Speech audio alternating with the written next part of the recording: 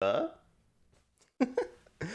So just to explain it to you and anyone else who has never seen one of these, the idea was originally back in the day to talk about RP sort of as a like a craft or an art or whatever that has, techniques and things like specific things that we do, um, specific things that make it better for other people, or how can we make it better for other people, sort of like a meta, even though that's not a word we want to use, a meta discussion on it. So that was the original thought, and then over time, I've done this like, I don't know, 5 times or something, over the course of multiple seasons. People were like, "Oh yeah, I wish we knew a little more about the story and like what happened behind the scenes and all of that stuff." And that wasn't really my focus, but I was like, "Yeah, sure, I could do that too." So this season or this set specifically is more about like sure RP, but also like what happened in the story, because a lot of us didn't see everything, or we didn't see the full story, that sort of stuff. And you and I were neighbors on the island, so that's cool. That's a good like Yeah, we did. We did miss our daily "What's a poppin'?" You know. yeah, of course, because I didn't play 5.5 No, at no. all. And that is too bad for me. I think there was a lot of fun stuff that I saw that occurred, and I was like, "Oh, sick, that's dope." But like, it's really difficult, I think, to just make a character and try and hop in with like no goal if you're just trying to like do events or whatever. So I Yeah. didn't do it. Yeah. But something I ask pretty much everyone, and I don't know the answer to. Normally I do. How'd you get into RP, and how'd you wind up here, and what's sort of like the path you took through RP stuff? Oh God. My whole journey into RP started back in ye old days of AOL chat room RP. Nice. Um, yeah, a long fucking time. I'm ancient in Mm-hmm. internet terms. But it started back then, text-based chat room RP. And then from there it kind of evolved into tabletop RP. So I did like me and some friends back in high school like made our own tabletop system. And like the story from that actually branched off of our old like AOL chat room RP, and that was all started off the Sailor Moon RP thing. Oh And no. I still play D&D in that universe. So like my D&D universe is a Sailor Moon alternate universe technically. Cool. Um but I've always liked RP and I've always liked getting into it, but I never could do it in like MMOs. And when Atlas came out, I played Atlas on the official servers for like a year. And we saw Darkside and we're like, we don't really want to get into like the whole role play thing. We don't, a friend of mine didn't really like how restricted certain things were. But then when 4.0 rolled around, we were like, fuck it, let's just try it. We lost a few people who didn't want to try. The bulk of us joined in, and that's now pretty much the only way I can play Atlas. Yeah, for sure. Who were you, or what'd you do in 4.0? In 4.0, I broke the naming rules. I Oh yeah. named my character after myself. I was Ayasu Lemieux. I was the leader of Alexandrite Mercantile. We were good friends with Bastion. We lived across the in the same grid as West Virginia. We were just traders. We didn't really get into much in the grand scheme of things. We got pirated every night. Like it was a whole thing. Yeah. We were really kind of new to like our whole group was like really new to like sandbox RP. So we Mhm. really kind of kept to ourselves. And it wasn't until we started playing on like other servers and mostly in 5.0 where we really started branching out to like talking to more people. Cool. Don't worry, you can self-report all you want. I report myself all the time. My first character broke the naming rules too. It had heart in it, so it's cool. Yeah, I definitely had a back and forth with Kate back when she was an admin about it. Because like I can separate RP from non-RP.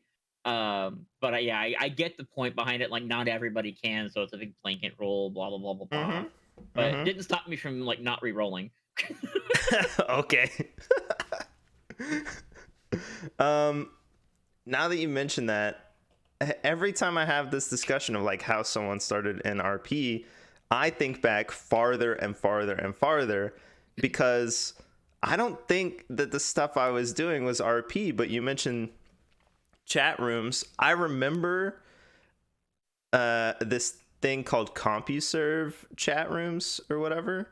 And when I was like a kid, basically, we used to have like battles, and we would like come up with a character, and then we would like text based fight basically with those characters, and they had like specific rules. Oh, you could only have like certain powers or whatever, but it was basically free, like creation wise. I don't think that was RP, but now that you say it, I'm like, oh snap, that probably was RP. Dang. Oh, yeah, it was 100% RP. That's exactly what we did on AOL. Dang it, man, I've been doing this a long time. I had, oh my god, I had so many Sailor Moon OCs that I used for that, Dragon Ball OCs that I made out for that. Oh god, yeah, I was that nerd. Wow, me too, apparently. Dang it. I'm not self-aware apparently, but that's cool. So now that you're only sandbox RPing and stuff, that's dope. That's the only way a lot of us play Atlas for sure, I think. But what was the idea, even though I think it's clear, what was the idea behind the company, and how did you gather this ragtag crew that you had, and how'd you make the company? Well, so the idea behind Frostthorn and Redda literally came like whole chunk out of my D&D campaign. Redda was an NPC in my D&D campaign. She's a guildmaster NPC. She runs Frostthorn in my D&D world. Okay. At least her branch of it. She, a lot of the people who came with me initially. Well, I'm not going to talk about. I don't think I don't know. Not including the people who split. You don't But have to talk about that. That's cool. Ooh, that was nasty. But our core group came from my long-standing community, Dimensional Death. They're friends of mine who I've known for years. So like our core group came from that. Half of them were from my D&D campaign. So they were just like making new characters to go along with Redda, essentially. But some of them were people who like I played official with, and other friends that I made on Darkside like over the years. And 5.5 especially, like I teamed up with like Winter Frosty and Tramer, and like I know they're longtime Atlas RPers, so they joined us in 5.5, and that really kind of helped us like explode because everybody knows them. Everybody eats, summer snacks food, Right. Everybody knows Trina. But yeah, Okay. we wanted to be an adventurers guild because it's something that I'd never seen like be done in Atlas RP before, not in 4.0, not in any of the servers that I played on. And I wanted to kind of bring that like quest system essentially to Atlas RP because I felt like it could be done, and it was actually able to be done very, very well. And it was one of those things that I'm really kind of glad that the people who like embraced it did, because it's definitely one of those things that wouldn't work unless people actually saw this and like it clicked and they're like, oh, an adventurers guild, I can post quests and like do quests with them. Yeah. Like I had to word it so it wasn't so RPG. Like I used requests obviously instead of quests, or jobs instead of quests. But yeah, we wanted to try to bring that to a whole adventurers guild experience into Atlas RP, and I think it worked pretty well. If I think I'll be called on it later, so I'm going to out myself right now. But I had a lot of stuff to say about your company, and a lot of stuff to say about the way it was run and stuff. Just because, like, when I was looking at it, I was like, oh, this is fairy tale, like 100%. It basically was, right? So I was like, oh man, that's so cool. I want it to work. But I said on stream like some random junk like, oh, if they would just do this, if they would just do that, like please make this work. And but obviously our characters could never like come over and say that junk. But there was a guild in 4.0 that ran quests and stuff. They built themselves, they built themselves as monster hunters or something. And I think I vaguely remember that. They did like do quests and stuff as well. I actually never involved myself with them either, but we did hear stories from other characters of like, oh yeah, we went on a monster hunt with them, and like they had to target animal or whatever, and so we like went out and we hunted it and all this junk, and I was like, oh, that's cool. So I wanted yours to work as well, but I said a lot of stuff that was on stream, like, for example, just to give you, like, not negative, I don't think super negative, but I was like, why not just make fake quests and give them out and pay a little bit of money, because we were stopping by every day, but there weren't any quests from other people, but we totally would have done jobs. Well, we would have pretended to do We started jobs. doing that Yeah. more in 5.5. It was less Okay. like fake quests. It was more like internal postings essentially, right? Okay. Like Summer, for example, wanted specific blueprints or specific animals like this color with this pattern with that extra coloration or in these percentage clause. We also did one. I left it up for about a week, and oh my god, we spent so much gold on it. For flint, just Oh materials, yeah. Hmm. so things that we were short on, we were just like, yes, please, server, go. I'll Yeah. give you 30 gold. Go get 300,000 flint for me. Okay. And that got cashed in like a ton of times. Yeah. But we had flint for the rest of the season after that week. That's cool. Well, I know one thing that we want to start doing is we want to start like looking for some of the rarer, like finding out what some of the rarer junk item drops are, and put up Hmm. quests for those, because that is all just random. Like you can Yeah. find it or you can't find it. But there was like one specific ring that I was looking for, which is the one that I actually submitted for my Patreon thing. Um, Okay. there was some other people like had actually come by. One person put up a job looking for a diamond because he wanted to give it to his girlfriend, 'cause he was going to propose with the diamond. Of course. People were looking Hmm. for rings, specific like gold rings for proposing and for weddings and things like that. So like we started getting some these junk item requests that was like you can't really look for it, you can only stumble upon it, which was kind of cool. Yeah, Or you that's may have dope. just had one lying around. So we're gonna start pushing stuff more like that in 6.0, I think, because we're gonna bringing the guild back. So Cool. I'm really really excited about that. I do think that the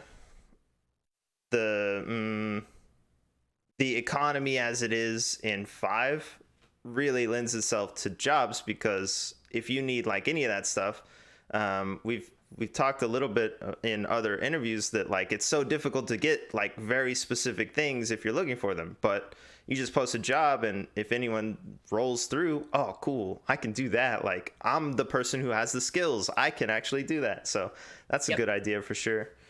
Yep, we were doing those more in 5.5. Hell, we even had a job on the board for cotton, trying to get cotton, like a mass supply of cotton for a while. Hmm. So that was cool.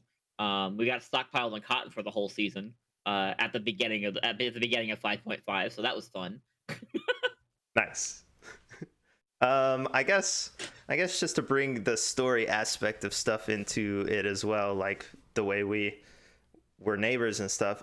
What do you think the laundry? What do you think about us and our goal or whatever? I thought it was unique. Honestly, I loved the build that you guys had with like the little like laundry tubs and stuff. I didn't get a chance to see it as often as I'd like because I was so busy dealing with my own drama essentially. Hmm. But I love the little laundry tubs and the way you had them all like with the little spigots and it was like a self-serve thing, or you could Yeah. pay to get it done yourself. Um, I loved the concept that Pierre got caught with navy uniforms trying to return like laundry back to the navy, because like he was just going to do laundry. I loved that he got put in jail for that because it was like, oh no, you're stealing navy uniforms. He's like, no, I'm trying to return them. Like I loved that. Yeah. uh I love your whole group, honestly. Like you guys were fucking great. You guys were the best goddamn neighbors we could have asked for in 5.0. Because you Okay. always came by and gave us a little something each day. Never did you get that calendar. We were gonna make a calendar. We had a bunch of screenshots for your job, by the way. Oh yeah. We were gonna make a calendar out of it. But we never. You didn't come back in 5.5. We were Yeah. gonna put it. If you came back in 5.5, we were gonna put it back on the board. Oh. Nice. So Um, that's perfect. That's exactly what I was hoping you would say, because a lot of my excitement for this interview specifically, and kind of why I waited so long to ask you, because it was short notice, um, the I wanted to do like a reveal, because everything is a lie. It's oh yeah. everything we ever said to you was a lie, and everything you saw was a lie. Um, the laundry is a front for an organization called the Soggy Boys Schooner Club. It's basically a motorcycle club that does no work. We were like classic true pirate style. So we did no work, we gathered almost nothing, and we just lied all the time. We ran jobs, we pretended to be other people, we scammed people nonstop. That was the whole thing. And the reason we were such good neighbors is we needed someone who could vouch for us at all times. So we would come by and say like, hey, we're doing blank, and the only thing that was real was maybe where we were going, but everything else we told you was a lie. And then we needed you all to think that we were involved in stories and stuff. So there was like a board that faced the way your people would always run through our little area. And we would put fake information on it so that if anyone talked about what we were doing or where we were going, you would think that we were in a place, and we were, but we weren't doing whatever it was. Mm-hmm. See, I love sneaky shit like that. That's not to say the guild didn't have some sneaky shit they were Yeah, doing too. So we know. We did notice. I would like to ask about that, and unfortunately, it might be involved in some of the like negative stuff that occurred, but y'all were like partnered with the Navy or something in 5.0 or something like that not towards the really end. like partnered. So the way that Frostthorn works, like as the Adventurers Guild, right? Mm-hmm. They are neutral, right? Because we understand it was one of those things. Like we understand that adventurers can come from all walks of life, whether they fell in with a bad crowd, or whether they're more law abiding or kind of just toe that line. People need jobs done, so we will take jobs from anyone. We will give jobs to anyone. Mm-hmm. We will help anyone out, like no matter who you are. We will help you out. um but Frostthorn as an organization, one of the key tenets of the guild was always find who the governing body of the land is, in this case the Navy, and work with them for things. Mm-hmm. Because there is a darker side of the guild that didn't get use in 5.0, did more get use in 5.5. Mm-hmm. That um, has its hands in everything. So the idea is to get as close to the governing body and as positive aim with the governing body as possible, and then use that as leverage for the things that you want to do.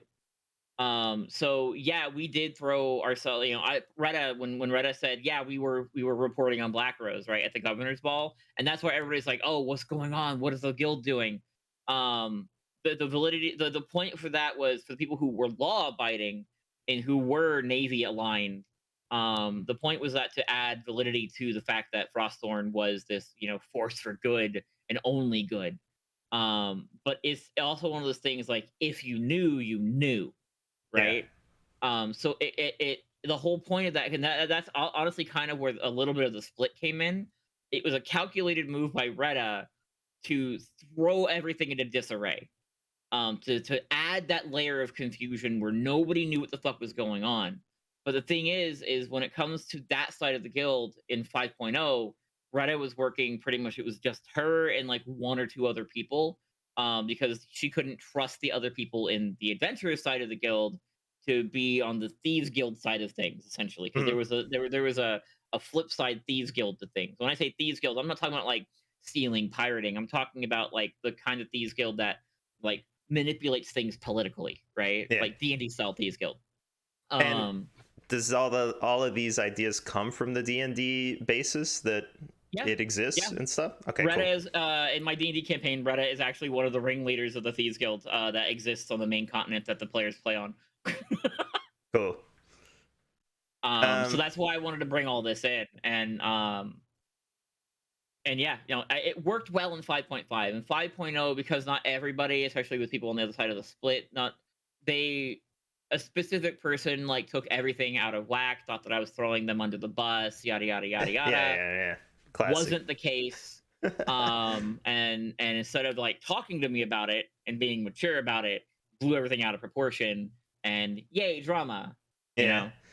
So there's an event we witnessed that we don't actually know what was happening because it was clearly a like behind the scenes event. We just happened to be close enough that we got it, but there was a really strange looking Navy ship that was sunk. It seemed on purpose right outside the walls, and sort of near us. And then a couple of your people came over to it, and then there were Navy involved too, maybe like survivors or something. We don't really know, but do you know about that event and what happened? So that was supposed that was for the people who had split, Hmm. or were going who or would later split.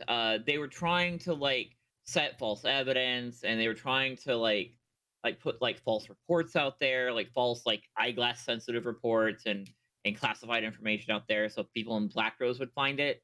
Mm-hmm. Um, our people weren't supposed to go and salvage that ship. It was supposed to be left for Black Rose to find. Ah, I see. But of course, there were some people that are no longer with the group who don't listen and went and salvaged it anyway.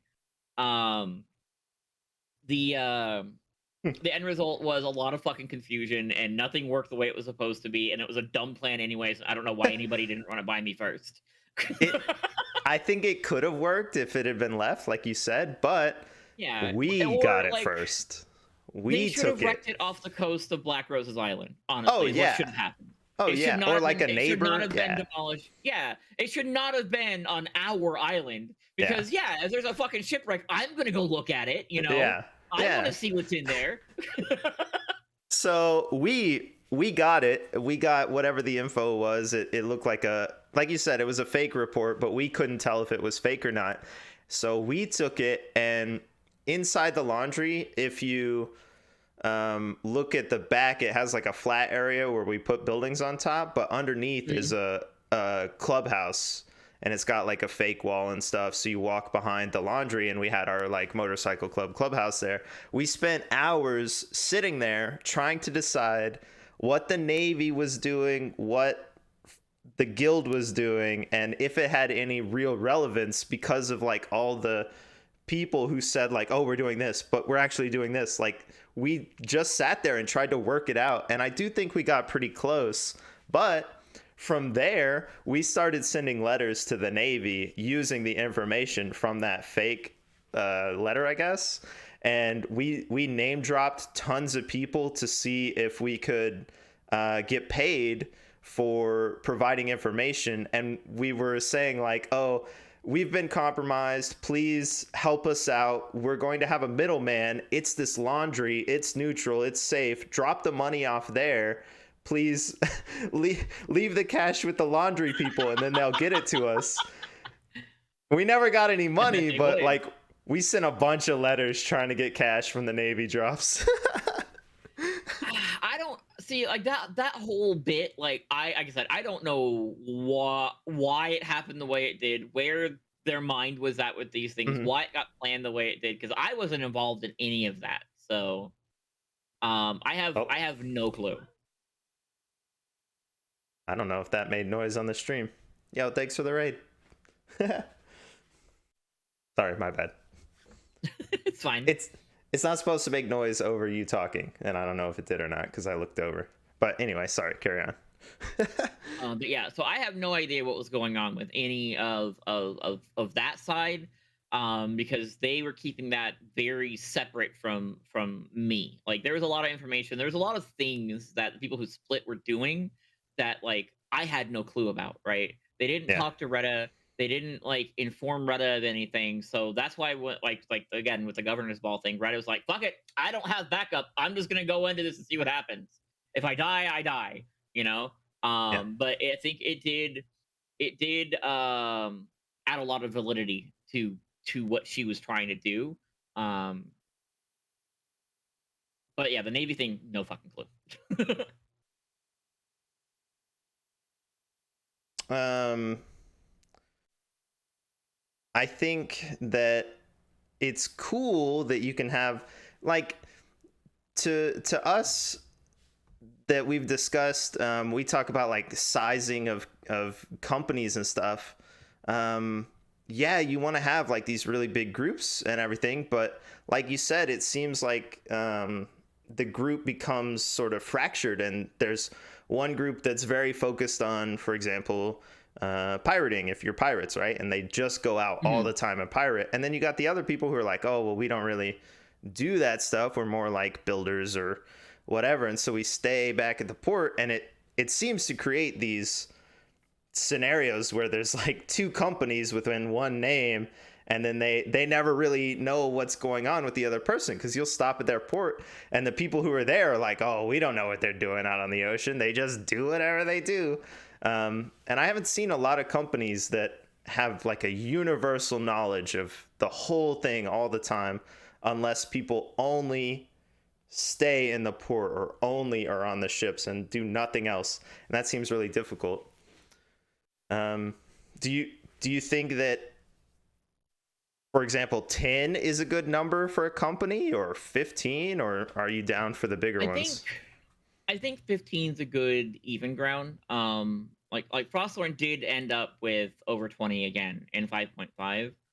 But we changed kind of our model on things. Is the way we did it was, instead of like, because we did actually have two separate groups, like you said, with in 5.0. These group, it was the guild group, and it was supposed to be like the cafe group, but the cafe group just dragged their feet, and then that never really actually happened. Because how many times did you come over and the cafe was never like open, Right. right? Mm-hmm. Um, the way we changed it up in 5.5, because we did actually have about 15 to 18 ish like average players in that were active in the company.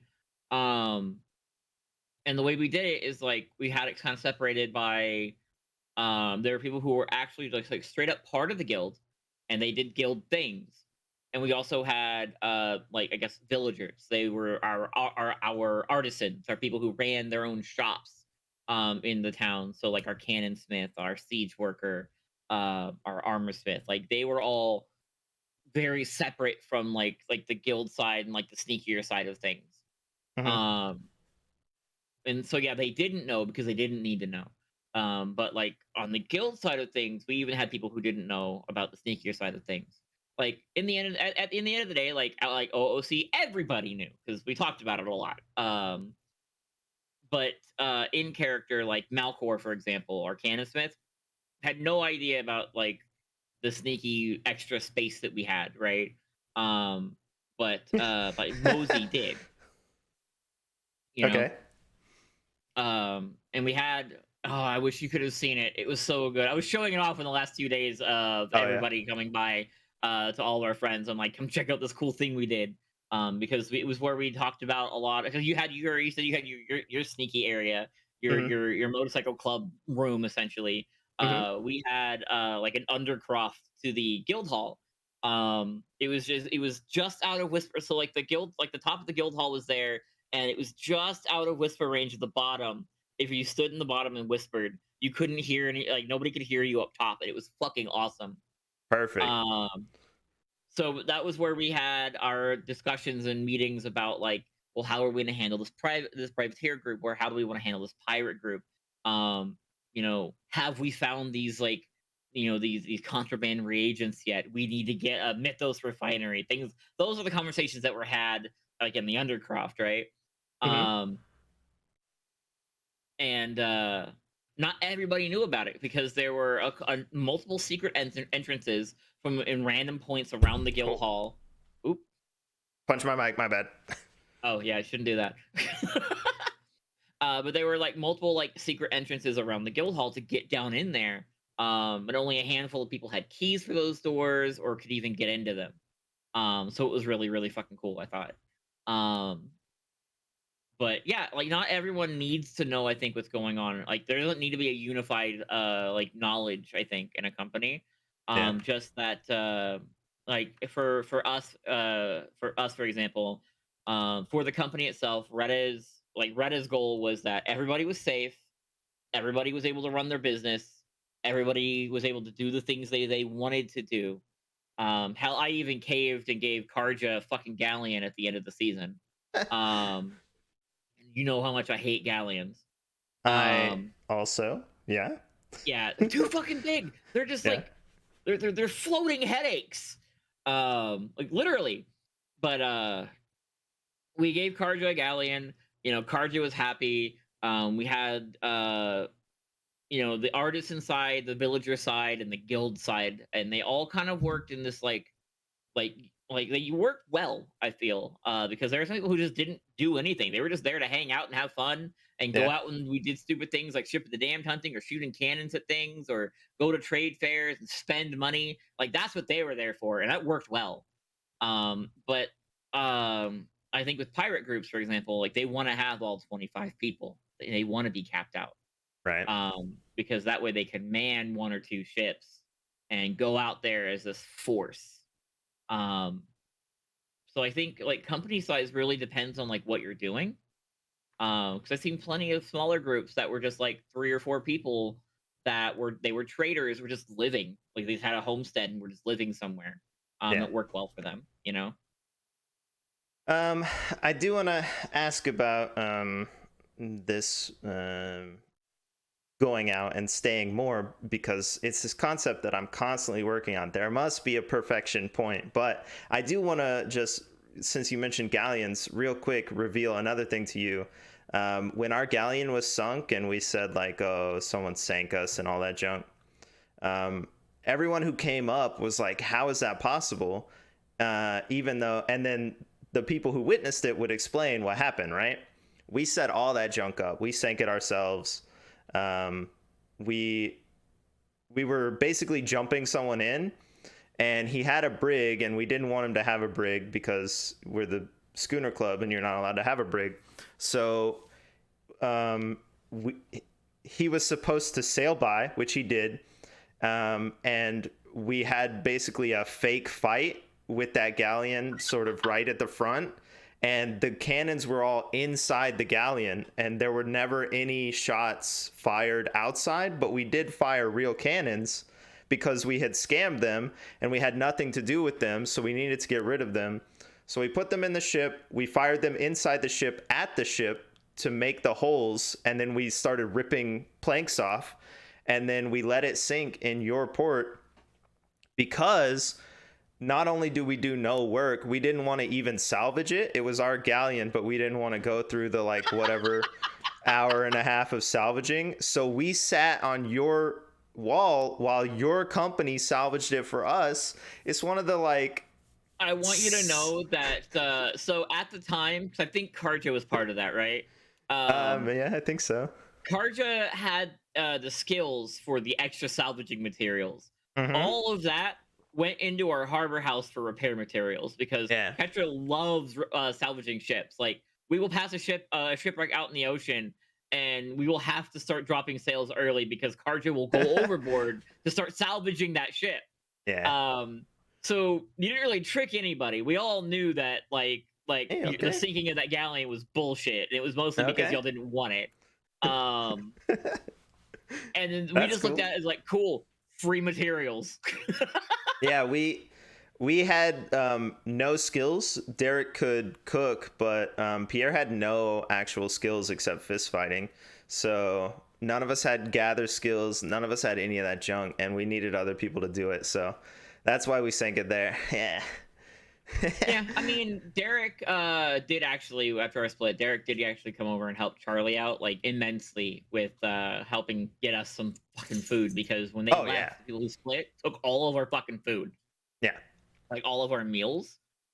And Charlie was scrambling to try to figure it out, and Derek like sat down and like helped, like, yeah, so this is the basics of cooking with the system essentially. Yeah. Helped her out a ton, which was great. Like he's awesome.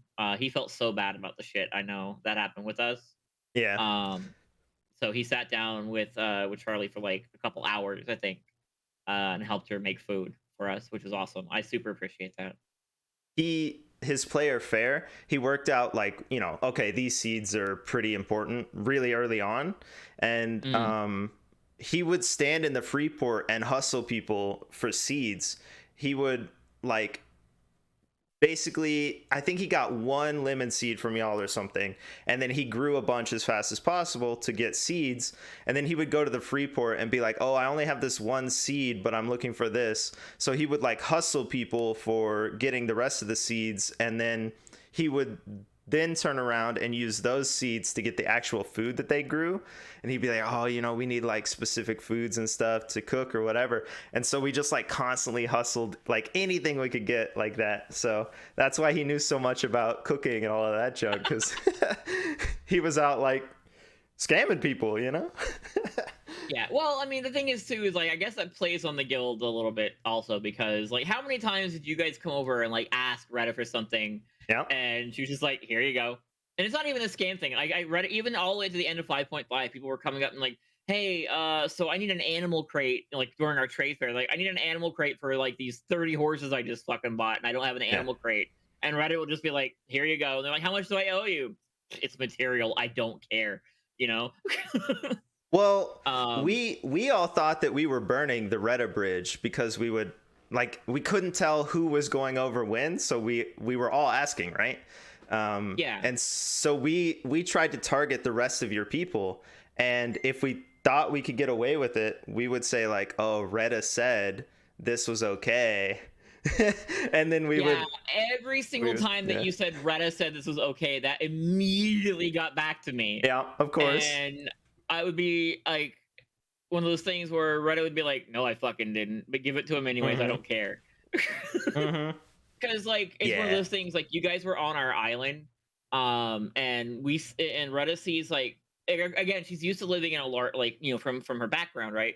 She's used to living in a large city, and this large city has large city problems.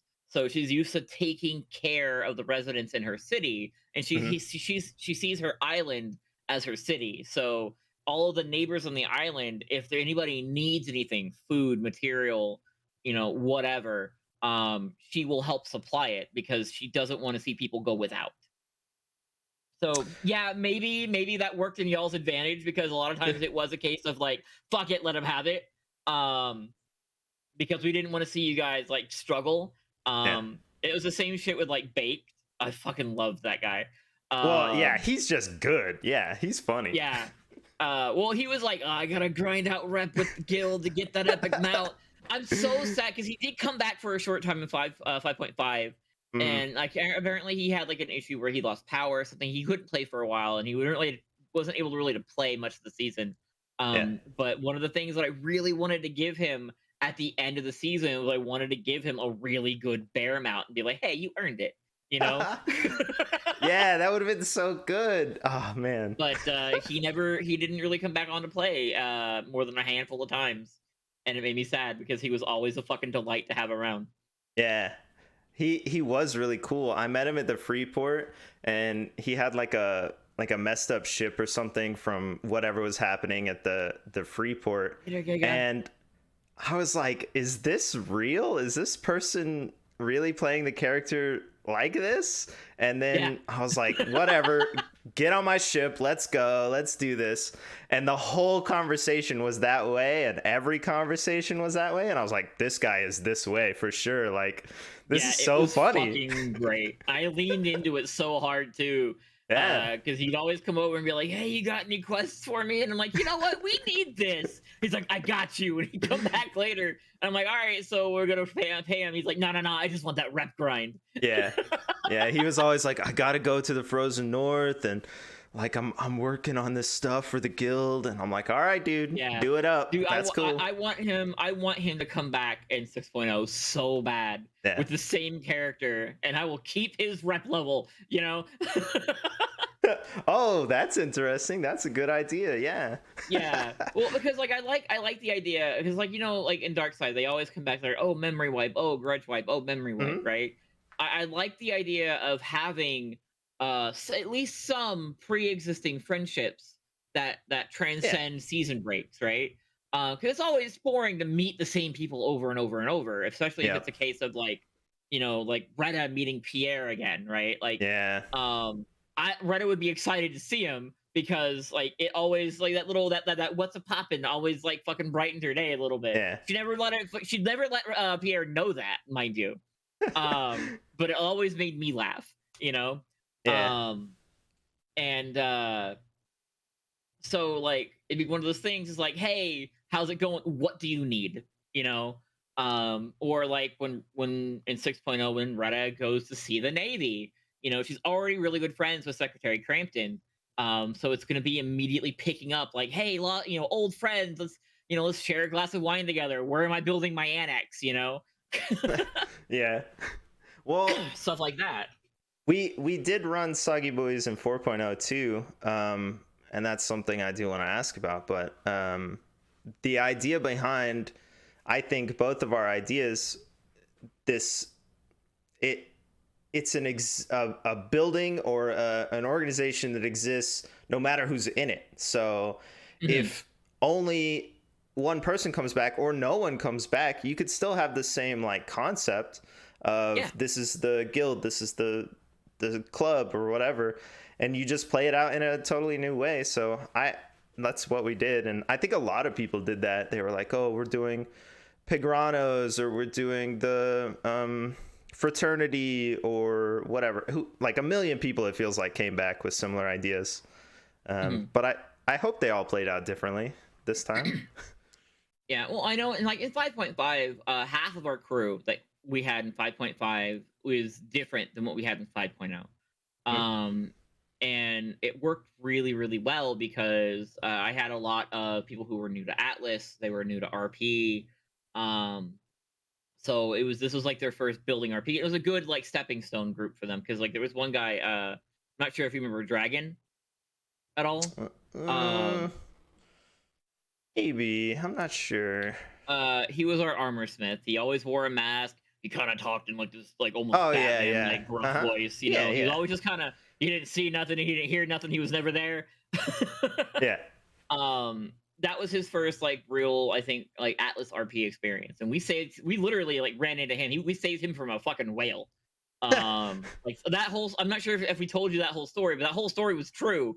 Like we Okay. were out whale hunting. We ran into the sloop and it was a ramshackle, and the whale would not like de-aggro from his ramshackle, no matter how Oh many yeah, ballistic bolts yeah. you I put into remember it. that. Yeah. And he swung around. He swung around to like the front of our ship, and I threw down a grapple, and I grabbed him and pulled him up, all in one swift motion. Because the moment his feet left the deck of his ship went down. Um, and we saved him, and then we built him a sloop. I'm like, okay, see you later. Go on your way. And he crashed his sloop in our port. He's like, well, I guess it was meant to be. I was supposed to be here, so I'm going to join you guys now. And that's how we Perfect. met Dragon. But we really helped him like learn the basics of the game, how the crafting system works, how sailing, cannons, fighting, things like that work. And now he wants to go try something new in 6.0, and like I'm excited to see what he goes off to do because he wants to go do something combat oriented, where there's privateer or pirate. Um, but he wants to come back as a different character and re-meet us. So I'm excited to see how that's going to go. Okay, cool. I have a feeling that he's going to slip into old habits real hard and start, picking on Charlie again. Yeah. But is what it is. So to go back, I don't know, like a million miles ago or something. Anyway, Mhm. we talked about, going out and having a group that goes out and then a group that stays or whatever. In 4.0, like I said, there was a Soggy Buoys and our front was a restaurant. And we ran the restaurant as if it were a real restaurant. We had times that we were open, we were always there. And people didn't come, like no one came, right? So we wound up going out to do jobs, scamming people and all of that stuff. And then here we are in 5.0, and we would come over to the guild, and like, yeah, early days you guys were building and grinding and stuff, but later on, like you said, the cat cafe didn't often have a lot of people, and the that big bar thing that moved like 4 times that was very pretty, I want to talk about the road fox. but like it was closed a lot. The doors to the guild were closed a lot, and we were like, oh man, it's closed. And so we would just like walk around and yell for people, and then we would find someone and they would say like, oh, they went out hunting or they went out whatever, and it was just whoever was on went out, you know. Is Do you have any ideas for solutions? Because if everyone goes out, obviously there's no one there when you come to the port. But if you stay at the port all the time, obviously no one ever comes. So it's like you can't win, right? Like, you got any Yeah, ideas about that? so the way we did it, the way we handled it, where there was always somebody, well, usually always somebody there, like at the island on in town who could do guild stuff. Was Redda wasn't the only person who was reception trained. That was the term that I used for people who knew how to handle the quest book and the quest Hmm? log stuff, and could essentially be in charge while the rest of us were either asleep, off, off doing something or whatever. So my way of handling that was to make sure I had multiple people who were around at almost any given time who were reception trained. Granted, we do, like, most of our group is Eastern time US, so it ends up with us, like, after like 2 a.m., like nobody's gonna be around because we're either asleep or our late nighters are out grinding things. Um, but during the day, basically during like from morning until evening, we tried to have somebody on island who could do things. If somebody needed guild work done. But we also, the way things we handle things like trade is we had shop fronts this time around. Like, remember how we had the tiny little building shop fronts before? Yeah. We went with full buildings this time.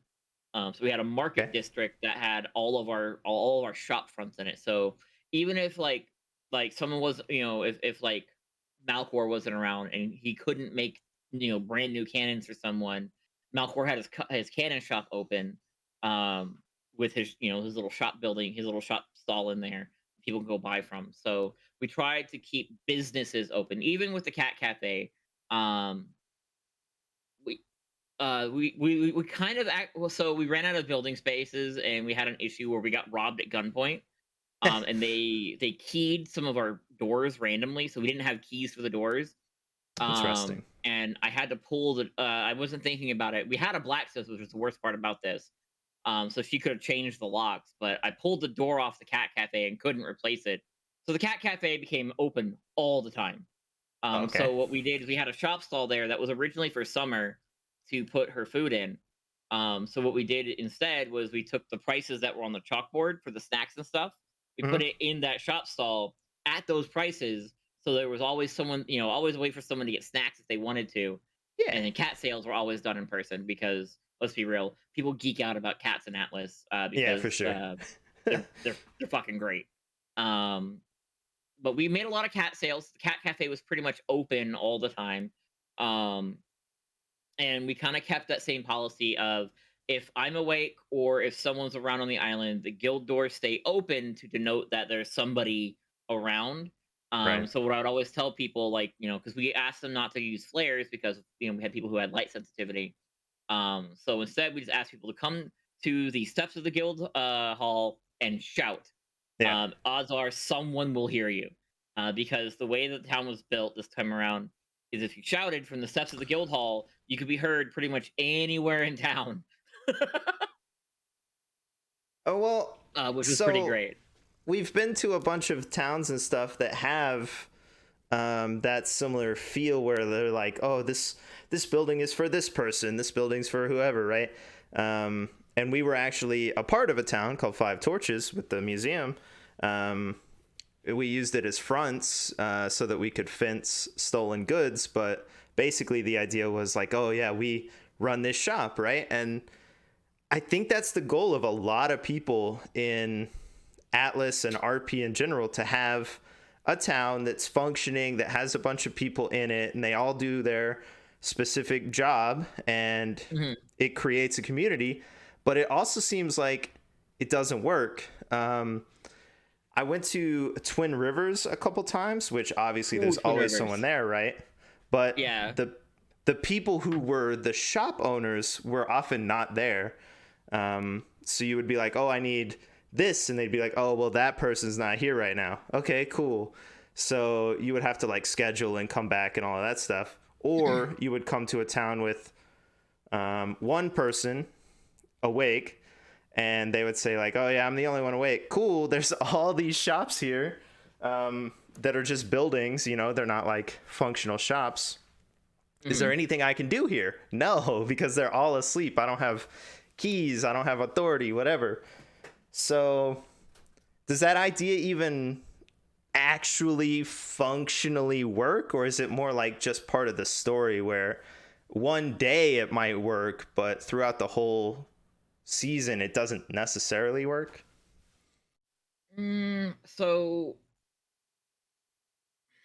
So shop fronts were a thing that I felt very strongly about in 5.5. Is I don't like the idea of having this tiny little like, or like how a lot of people have like their market areas were just like a slew of market stalls and that was it. Hmm. I don't like that. I've never liked that. So our market area was actually multiple large buildings. Like everyone, like I built the building and then everybody could decorate it how they wanted to inside. But like when you looked at these buildings, you kind of had an idea of what they were on the outside. And then again, the doors would stay open. We actually locked them open so nobody could accidentally close them out of habit. Um, so the doors would stay open. The shop fronts were inside of the actual building. Hmm. So even if somebody wasn't around, you could still get in and do your shopping, right? Um, the only thing that didn't seem to work were for tamers, obviously, Yeah. because um in order to, like someone wanted to go talk to Mina to buy a bear, they had to, like buying the bear was fine. Like anybody could sell the bear. She had her price list, like literally on a sign next to the box. Like we knew what her prices were. Hmm. But if they wanted bear riding training, which is the thing you missed out on in 5.5, by the way, is that um, if you were a specific expert, you could actually teach people how to ride your individual animals, and it was really Ah, fucking cool. cool. Yeah. Um, so like Mina was a canine Ursa expert and a feline expert, so she could teach people to ride, like bears, wolves, tigers, and something else. I feel like there's something else. But oh yeah, she couldn't do lions because it was broken for some reason. Oh, Um okay, cool. um but she could, teach people how to ride all these things. And so if they wanted bear riding training, they had to wait for her to wake up because the books, when you make them, had a 2-minute decay timer. Oh, Because I see. they didn't want people being able to just stockpile and sell these books. They wanted it to be Right. like a case of like RP out, like, all right, now read this, and this is how, this is me teaching you how to ride the animal in Yeah. person. And like I get that. I understand that. I like that. Um it just makes it difficult if you need a specific training and you know that like Mina, for example, was like one of the only people that actually bred and tamed bears. She was like one of the only people in the damn ocean who could teach you how to ride a bear. Oh, So cool. you either had to find her or some random person way down south. Yeah. And with her work schedule, it's really wonky because like she gets off work at 4:30 in the afternoon, but then she's got to go make dinner. And there are just some days she doesn't feel like getting on. Yeah. Um, so you really have to work around that, And then like on Tuesdays and Wednesdays, it's like the same thing with me. Like we're both scarce because it's our raid night in 14, our D&D night on Wednesday. So like there are just nights that neither of us are around. Um, but those companies that only have like that one active member, those are the ones that I think don't work so well. Um Do, so just to make sure and make it obvious and clear to me, you're saying that if a person knew how to not only write a bear but create this book or whatever, they could mhm. then create the book for other people so that without any skills at all, they could ride the bear. Yeah, all you needed was the Okay. basic animal obedience, like the one that lets you ride horses. Hmm. Because like by the end of the season, like I could ride everything, and I never took anything in the Beastmaster tree besides the you can ride horses talent, essentially, which That's was really fucking that's cool. that's the thing that um, Darkside should do that for every skill. In I think that's something they're for looking towards doing is having it okay, to where like mass. Why? pork. Sorry, corgi. It's cool. And I think that's something that, from what I was understanding, I think that's something that they're actually trying to Cool. move towards is being able to have more masters can teach apprentices or everybody how to do a specific thing, which is kind of cool. Like I'm Um, really excited for that. in 3.0, a character named Croc taught Boxster how to shoot a gun, like through all the steps, loading, powder, trigger, all that stuff, right? And then Mm. on GGRP, someone taught my character how to ride a horse, how to use the stirrups, how to lean, how to do all that stuff. So it sounds like that's what your breeder was doing, Mina, like actually teaching and making an RP and then handing over the book and being like, cool, if you need notes, take this book, and they take the book and then boom, they're doing it too. That's Yeah, dope.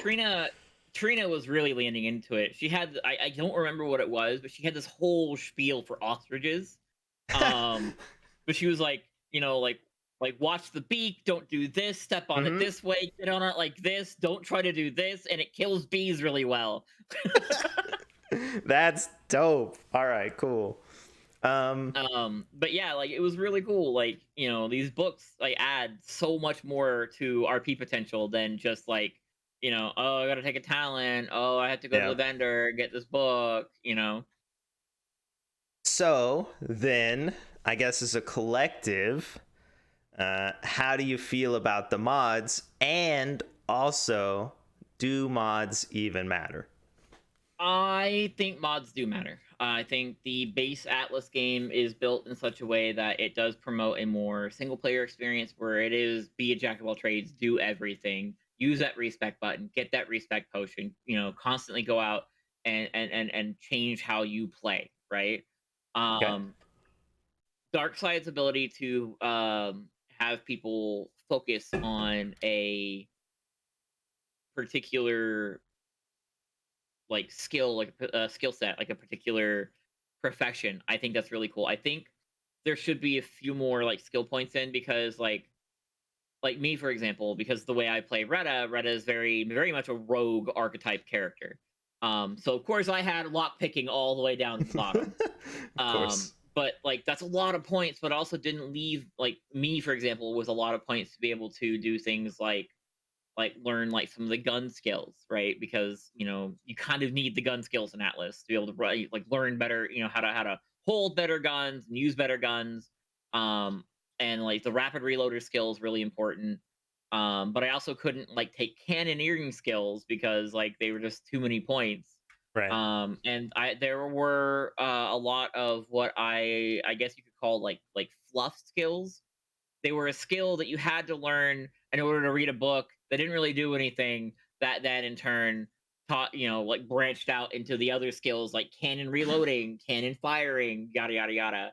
Hmm. I think some of the fluff skills should go away because they were a lot of skills that just cost points for the sake of costing points, and I didn't like that. Like the survivalist skill, for example, is 5 points, and you have to take that.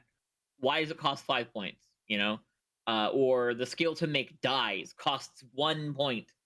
And I remember that was a big like rub of contention for Mina for Flair, because when she had everything she wanted, she was looking at taking the first companion breeding skill back in 5.0, so she can breed cats and stuff. Um, it cost 50 points, but she had the die skill, and so she Yeah. was at 49 points. And but if she just Brutal. didn't know how to make dyes, she could learn how to breed cats, like things like that. Like fluff skills that need to go away or cost 0 points or Yeah. nothing. They just Okay. not need to be there. Like but the 5.5 skill tree was way better than the 5.0 skill tree. Um it did give people a bit more choice, especially when it came to like writing animals, for example. That was a big thing because you didn't need to go 15, 20 points into the animal handling tree. Um, and like you could just take like the initial like what a 5 point skill or whatever and just roll with it, right? Um, from that 5 point skill, you can learn how to ride wolves and tigers and rhinos and ostriches. It was fucking great. I Um, I do think that this season had better mods or better skills or whatever. But do you remember the like very early days where literally no one could figure it out, and like you would have to tell people like, "Oh, you need a book just to learn to read another book yeah, or something?" Like the the early book days it was system. so hard. I started with 4.0, and that was the first time that like I think they tried doing the book system, and that Mhm. was confusing as fuck. Because there was a lot, because Darkside's a lot of like ask in character, learn an Mhm. RP, but like this is a gameplay question. Like what the fuck? What is this? Um, and while I respect the learning character, learn through RP, how skill tree stuff becomes that is the game still, right? Where to find a rare book? Yeah, totally learn that in RP. But how to learn a writing book? Like what do I need for this? Like it's Yeah. not very well laid out. Now it did get better in 5.5. There were the tooltips got a lot better in 5.5, and I feel so far, like each iteration of things has gotten better and better and better. Yeah. Which is why I've got a pretty good feeling for 6.0. But I know 4.0, that shit was rough. Yeah, that is true. I do remember that as well. I Um, remember waiting in yeah. line to get writing books, for example. 7 o'clock in the morning. Oh man, I hope there's enough. Yeah, and that's also rough because unfortunately we're so creative that we create characters that are already masters. But how can you be a Yeah. master if you can't even figure out the book to be the master? That's crazy. Yeah. Yeah. And I think that's why it felt better in 5.5. They started you off at 88, which is where basically the level you had all your skill points. Okay. Um, it felt better there because I'm a master gunsmith doesn't translate well when you have to continuously level up to get the points to become that master gunsmith, right? Right. Um, and it just felt better. Granted, yeah, the initial weekend was a bit broken because they added a thing where you could get books out of like Flotsam or Mhm. Sunken Treasure, which is really cool. But I'm not sure what broke, but like the drop rate was skewed in the wrong direction. So what was supposed to be a rare every so often, oh cool, we found this book, turned into a fish every flotsam out of the sea. We must find all of our books. Gotcha. Because they were just raining from the heavens. We still had books in our library from the beginning weekend at the end. Yeah, that's wild. Okay. um, but it was actually kind of cool because people still needed to like bonk every once in a while, get new skills. We ended up with a lot of cookbooks because of course we did because we had summer/winter with us. And it actually added a lot of good RP because people would still come to like smaller groups who were either restarting or didn't take advantage of it or just couldn't take advantage of it essentially. We're going to these larger companies to look for books. And as long as you weren't being scummy about it and price gouging and whatnot, and how we were just giving them away half the time, um, it created extra RP because at that point you were searching, other people's libraries of information for these books that you needed, which is really kind of cool in my opinion. Dang. You make a good point there in that, well, it wasn't a point, but I didn't see any libraries in 5.0. There was Like, like was there one story or wise was like the oh, library for story wise. actual Right, right. information. Yeah. Yeah, yeah. That's true. Um, I just but when never I say saw it. library, I mean like we had like No, no, a I small know. room set aside that just had like all of our skill books and whatnot, and anything extra that we would find, we would throw in there. Um, so it was just kind of a cool thing. Cool. People asking us for Um things. on a completely different like 180 or 900 degree or something. You didn't stream Atlas Nope. a ton, if at all. A couple times, only a couple times. I think I know the answer, but is there a reason that you did not, or you chose to stream only Final Fantasy and the random other stuff you streamed? A couple of reasons actually. One is my usual audience isn't here for RP. I'm a variety streamer at my core, so I wanted to keep up my variety streams. I wanted to make sure I stayed in the habit of streaming, my hours, my blocks, and keep that rolling, I guess. And play different games. It was good to take a break, an evening to take a break from Atlas, especially since I played it all day and then into the fucking night because I'm a goddamn addict. Yeah. Um, the reason why I didn't stream, the reason why I didn't stream Atlas like on a different level, there was so much shit going on that Redda had her hands in, and that the guild had its hands in. I made a redacted screen, but I swear to God, 90% of my streams would have either been boring building shit Yeah. or a redacted screen. And I didn't want to let a lot of the meta from the guild get out. So we didn't really have a lot of people who were streaming and things in the guild, which was unfortunate because everybody was asking if Karja streamed by the end of Yeah. the season. Um, but I want to stream in 6.0, but I don't know if I'll be able to because again, there's a lot of secret shit that we do. There's a lot of 5D chess that I'm playing that I don't want to be out there. You know. I can't accurately gauge it because I watch almost no Twitch streams or any streams, but it seemed like when I would look that there were less streamers on Darkside than I was used to. Sure, it's been like a 2-year break and all of that junk, but the game seemed pretty poppin' and like, having a bunch of people everywhere and all that junk. But then it seemed like there were only certain people streaming. A lot of Navy streams. Lots of Navy streams for sure, but not a ton of other places. It seemed like. Is that do you think that as well? I think the biggest reason was meta. Honestly, there were a lot of pirate groups that didn't want to get meta. There were a lot of smaller groups that may have also been doing their own shifty things that didn't want to get metaed. Um, and a lot of people worry about that because the more popular your stream can be, and the sneakier shit that you do, the more it becomes a case of like, well, now everybody knows about this, right? Like Yeah. everybody knows where our stash is. Everybody knows about this conversation I had with so and so setting up this other thing, and it would ruin it. Um, I feel that 90% of the things that what my group did this season, if it had been on a stream, we wouldn't either have not gotten away with it or it just wouldn't have worked. Yeah. Um, Okay. just because it's hard for people to not meta. Well, They then, don't even think about it sometimes. how do you feel about the RP audience on streams? Because they are completely different than any other game, it feels like.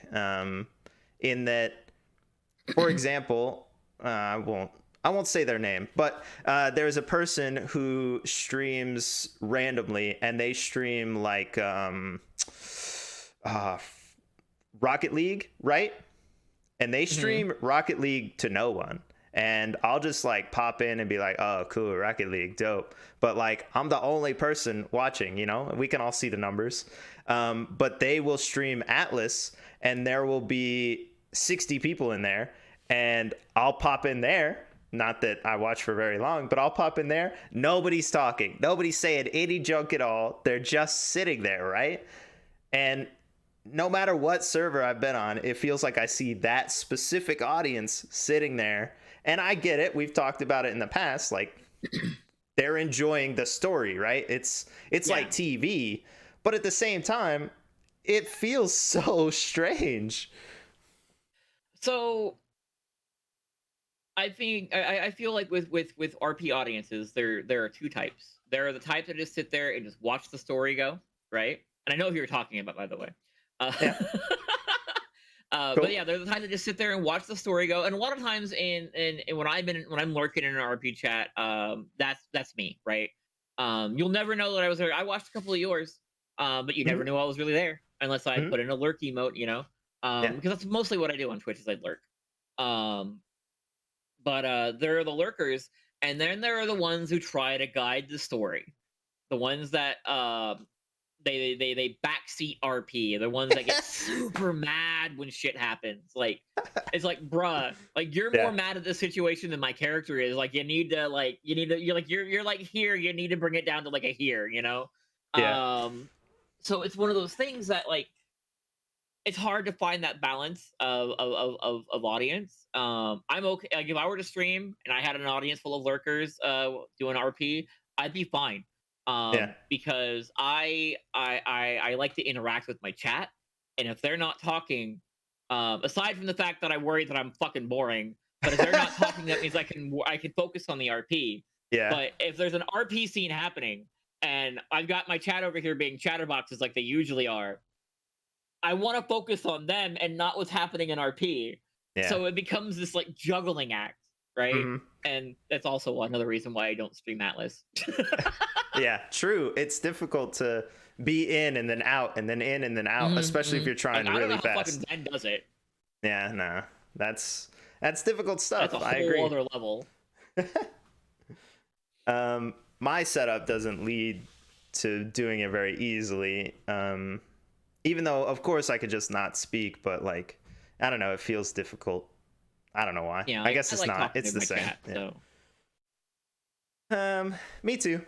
But yeah, I only RP while streaming. I don't ever do anything off of stream. And yeah, I just chill with the silent people and that's cool. The people who speak are like my friends and we're going to speak no matter what I'm playing. But right. the other people I'm just like, cool, good luck, enjoy whatever you see. It's not going to be meta cuz I don't do anything like that. So, good luck. Yeah, I mean, I'm not gonna lie. There have been times, like the time where we found your shit out in the middle of nowhere by itself, Yeah. off the coast of our island. There have been Mhm. times I've come back, like because I know you were streaming. I went Yeah. back and checked your VOD to try to figure out what the fuck was going on. And I still couldn't figure out what the fuck was going on. Yeah. We just came across your ship. Yo, that I was do remember. wild. Yeah. Yeah, it was random, completely random. We were just coming Mhm. back from that direction, and we're like, wait a minute, I know that ship, you know. Yeah. That But I checked your stream, and you were like frantically swimming back to shore, like, oh god, I hope they don't see me. Okay, so that's a good example. IT asked me yesterday during an interview if I ever changed because I played Pierre differently than the time before, just a little bit, and I did more openly evil things, but also less evil things. And that was one of the times where I should not have done that in character. And it created this whole scene that was crazy, but also I should not have been involved in that at all. So that was my bad. I played wrong. I misplayed. Dang. I don't know. We grabbed you because you passed out on the road going towards. Like I know I was in your stream. I saw you like Yeah. log out. Yeah. But I didn't go to where you were. I let somebody else in the company find you. And because I didn't want to met at that. Yeah. And I think you ended up waking up in the infirmary the next day or Mhm. something. So like that was kind of a cool thing that came out of it. I think though. That was cool. But I witnessed what was clearly a robbery, and this I guess a schooner had been pulled over by two brigs or something, and so I had been buzzing brigs in the past like, you guys suck, whatever. So I was like, oh, I'm gonna go do that, and maybe I'll like cause enough chaos that this person can get away. But Pierre shouldn't have done that. There was no gain at all, and he only did stuff for gain. In theory, you could say like, oh, he could rescue that person and maybe they'll pay him, right? So I go at them and I basically stop next to the ship that's being pirated and I'm like, get on, let's go, you know? And instead of them getting on, a bunch of pirates got on, and it was Trippy Bubbles and a couple people Oh, shit. that I don't know. And so then they're all on the ship, and I was like, well, I'm just gonna let this ship go because we're moving away from their friends or whatever, right? And they're like screaming at Pierre to stop the ship, stop the ship. And I'm like, no, I'm not gonna stop the ship. And they shot the crew, and I started punching them in the face, and Pierre is like full built for punching, like that's his only skills. And I start just wailing on this dude in front of me, like, yeah, you kill my friend, whatever, you kill my crew member. And I'm punching this dude in the face, and this guy goes, whoa, whoa, whoa, because he's like taking chunks of health down, right? And so they had to shoot me. The knuckles, dude. Yeah, they're basic knuckles, but whatever. They had to shoot Pierre. And so then that was RP, right? So I waited a 15. And when I came back, like, the ship has been discovered and like all this stuff, but I had already worked out what we were going to do and like where I was going to be, and I was going to leave the ship to be found and like all this stuff. So then I come back and there's like people everywhere, and I'm like, oh shoot. So I jump in the water, and yeah. We saw the ship off I can't remember if we saw the ship off the coastline or if we were coming back from somewhere, but I definitely remember looking. Oh, no. We just saw it off the coastline. And I remember Derek had swum out there. Oh, speaking of Derek, hi Dark. Had swam out there. It was like, yeah, that's Pierre's ship. And so we went and grabbed, I think, the salvager, and we ran out there real quick to see what was going on. And we saw like your body on the ground, and we saw like your stuff, and like the mutes were gone. And then there was like some random damage to the ship. So we're like, what the fuck happened here? Like we were trying to piece together what had happened, and then I think someone had run back to go get Derek to bring your ship back. And I think it was stoned, baked. Yeah, we run back to try to get someone from over there to bring the ship back. And it was shortly after that. Again, I opened your stream to try to look at the VOD, but then I saw you like running over here, and you're like, "This is a good place to log out." And you closed the game in the middle of the road, and I'm like, "Oh, I hope someone finds him before a fucking lion does." Yeah. But yeah, they found you and put you in the infirmary, and I'm like, all right, well, we'll just wait to see when he wakes up, and we'll try to get either Mosey or Trim to look him over. Yeah. I was like, oh, I should just perma, and I thought about it, but it didn't seem like the best story, that sort of thing. So I was like, yeah, let's keep going. That would have been like the bad ending. Yeah, exactly. Yeah. But whatever. It worked out. Oh, speaking of, the doctor woman, was that a brand new player, and also was that a like actually the daughter of the tall guy? So yeah, Trim, in character, Trim was Derek's daughter. She's not new. She played with us back in 4.0. She's a good friend of mine. I've known her for a few years.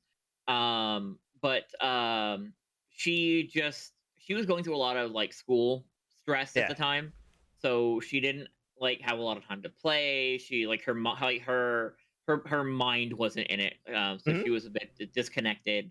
But she's really a good RPer. She just did not have the energy to do anything this season. Everything we did with her was great, and I think she was like her on medical RP is fucking phenomenal. Yeah. And then there's Mosey, who's just like leeches. Yeah. Do we do this? Here, take these drugs. Yeah. But Trim is the one, like Tiger Lily plays her, and she's the one who did all the scars that were on Redda. She tries to do scars for like other people too. So she did scars for like Durin in the Navy, and also the Vice Admiral Webster, the scar over his eye. She did like their scars, and she's got even a thread on the screenshots channel on Darkside for people who want scars for their characters, for any scars they incurred over the season. She does really good scars. Yeah. When we first started talking, it was kind of like weird because I don't think she knew a lot about the like business side of the guild and like how to do the job stuff. But if she wasn't there a lot, then yeah. So I just start talking, and she's like, oh yeah, I'm the doctor or whatever. And I'm like, oh, okay, sure, I guess. And it seemed kind of a little bit off. And then as soon as I was inside and looking at the decorations, I was like, "Oh, this is so good!" Like Oh the yeah, she whole did all of that setup. herself. Yeah, that was a brilliant looking scene and setting and stuff. Like amazing. Yeah, I just built the building. I left it to her to decorate. Yeah, it was so good. uh, She was so excited when I converted the eye chart over that she had oh yeah. Hmm. to a painting she could use in game, and now she Yeah. uses it everywhere. Yeah, I used the eye chart and I was like, freaking, I don't know what these words are. Like, you spelled this wrong. She was like, those aren't words. Just say what the letters are. I was like, all right, cool. Yeah, no, I love Tiger to death. She's a good friend of mine. She played back in 4.0, Hmm. but she just did not have the time to play in 5.0 and 5.5 as much as she'd like to. And her computer's just getting older too, so it's hard. Like, it takes her like literally hours to like log in sometimes. So, like when you saw her, that was a rarity. Yeah, There yeah. was She was one always saying Saturday she like, tried logging in like 27 times without successfully getting geez. in. When we would see her, she'd be like, I'm so tired. Like Yep. everything I've been doing, I'm so tired. And we're like, sorry, sucks. Yeah, yeah. And for her, it was all like aside from her computer being dumb, it was a lot of school stress. So, Yeah. I'm really glad that we had the time with her that we did. Like, she got to log in during the trade fair for a little bit and hang out with Dark. So, like, they got some in character father daughter time, Cool. which I thought was awesome. Um, but yeah, oh yeah, we had a trade fair. You missed our trade Yeah. fair. I you didn't stream it, first off. No, I'm not going to because holy shit, so much going on.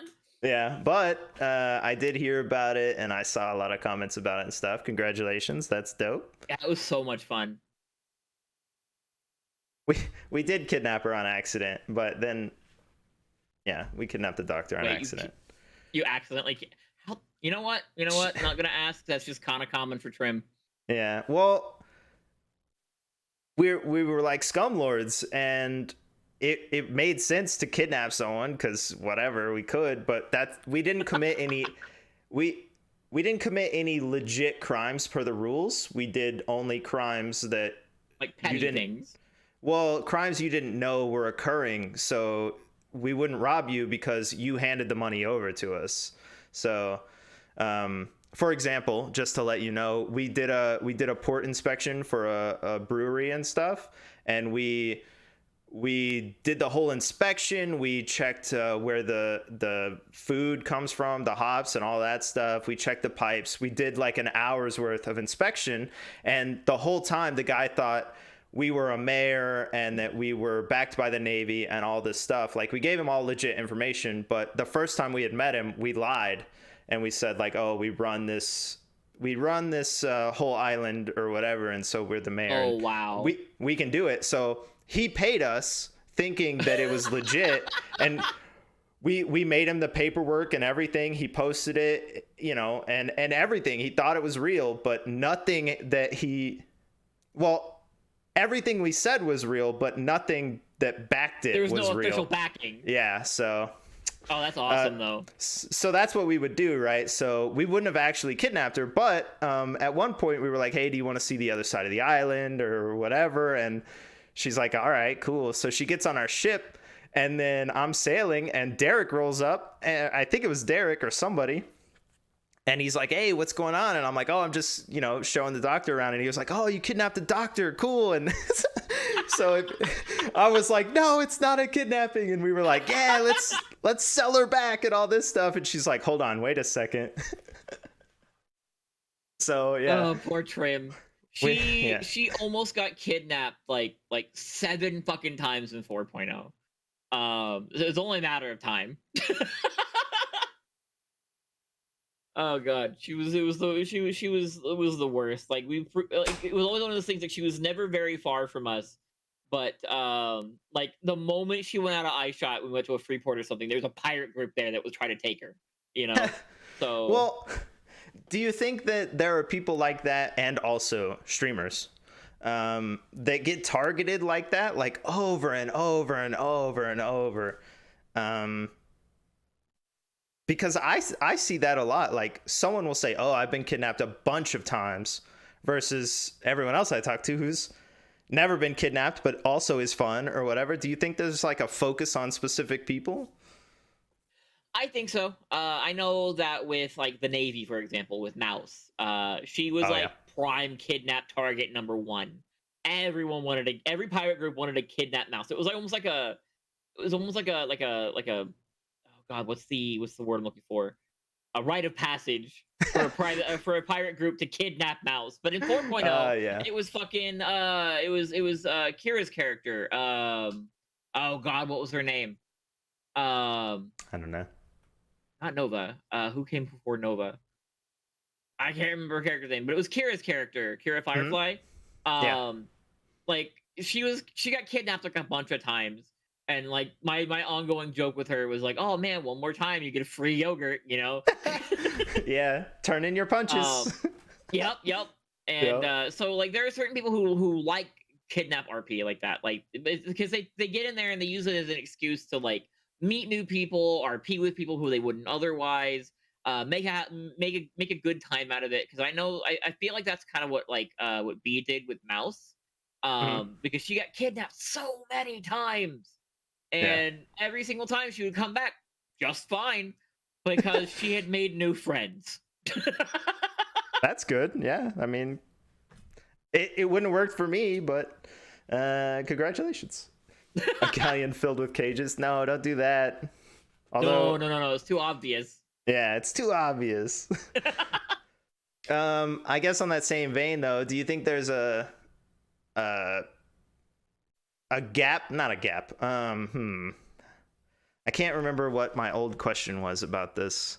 Do you think there's like a distinction or something? I don't know. Fill in whatever that blank word is about gender and male and female and all that stuff. I think yes, because I feel like most male characters would fight.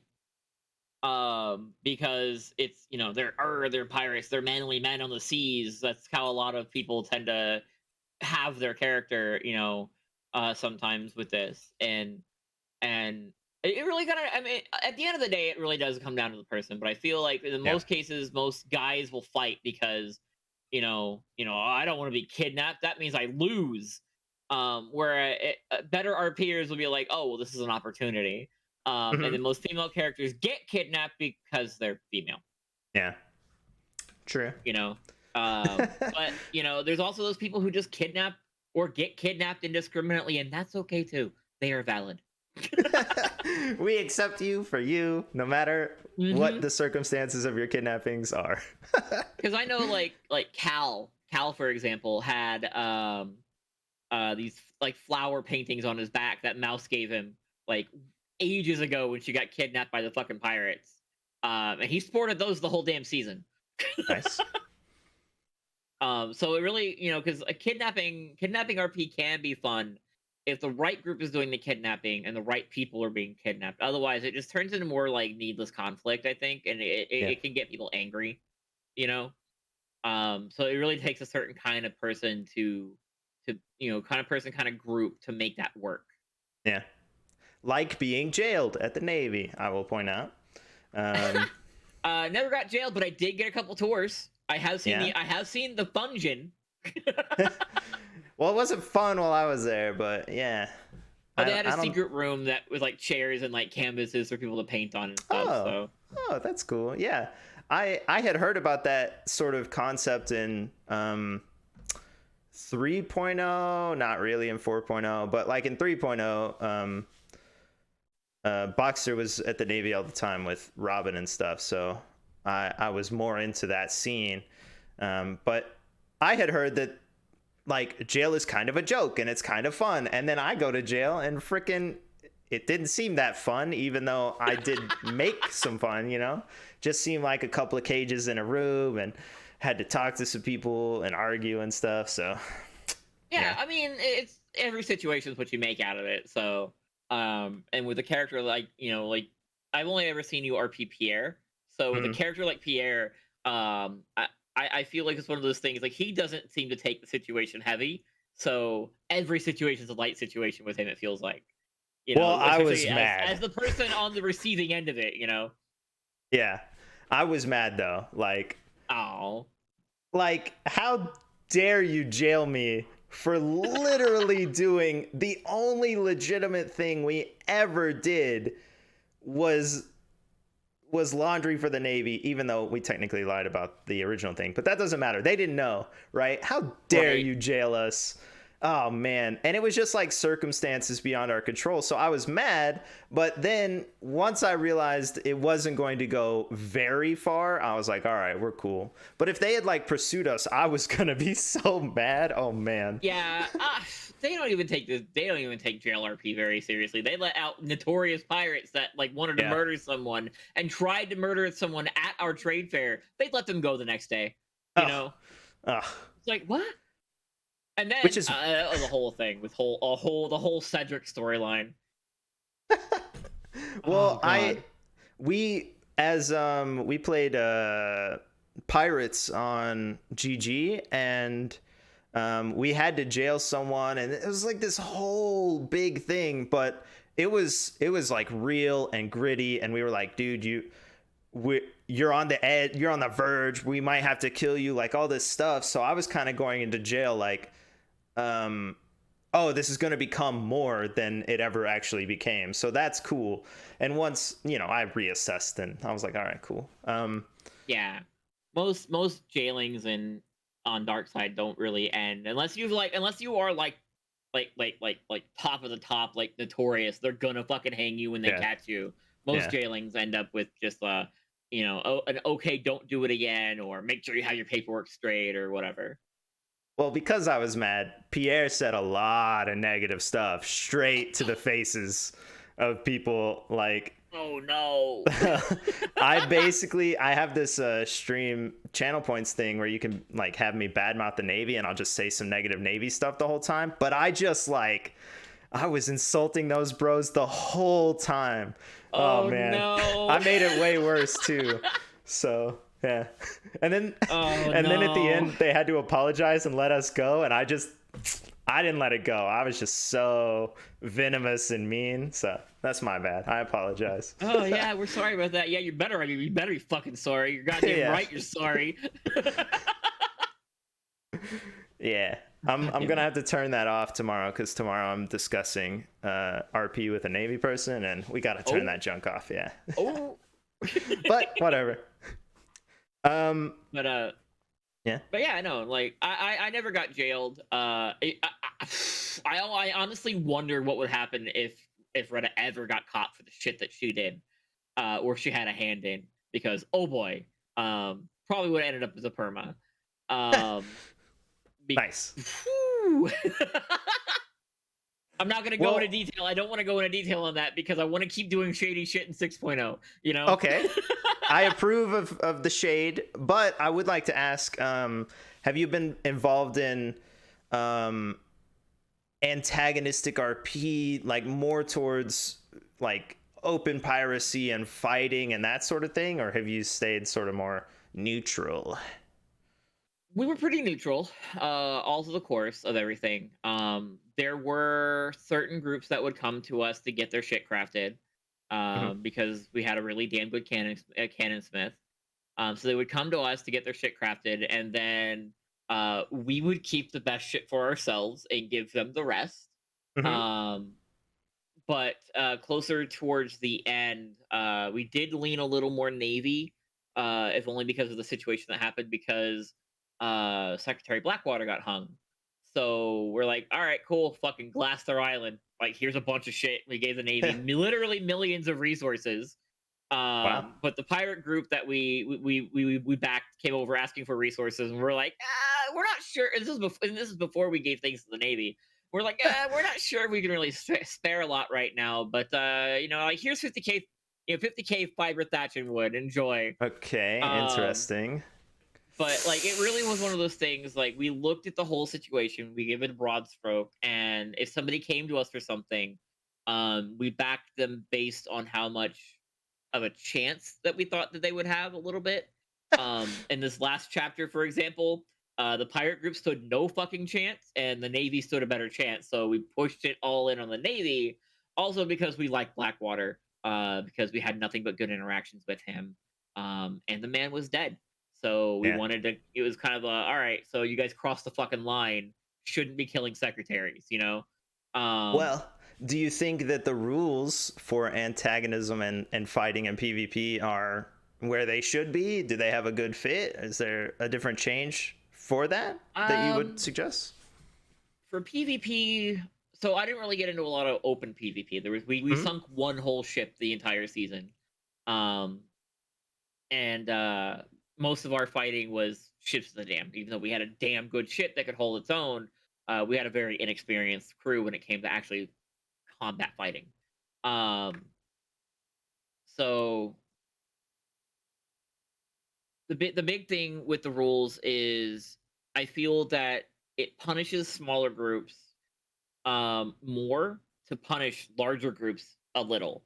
Like the big change with the mutes recently was the whole three on one side, three on the other, where and that was to combat the shotgun brigs things that were going on, the shotgun bar shot stuff. Hmm. Um, but when you really stop and do the math on that, that was actually if you had been putting your mutes evenly on both sides, anyways, you actually lost a mute per side on your brigs.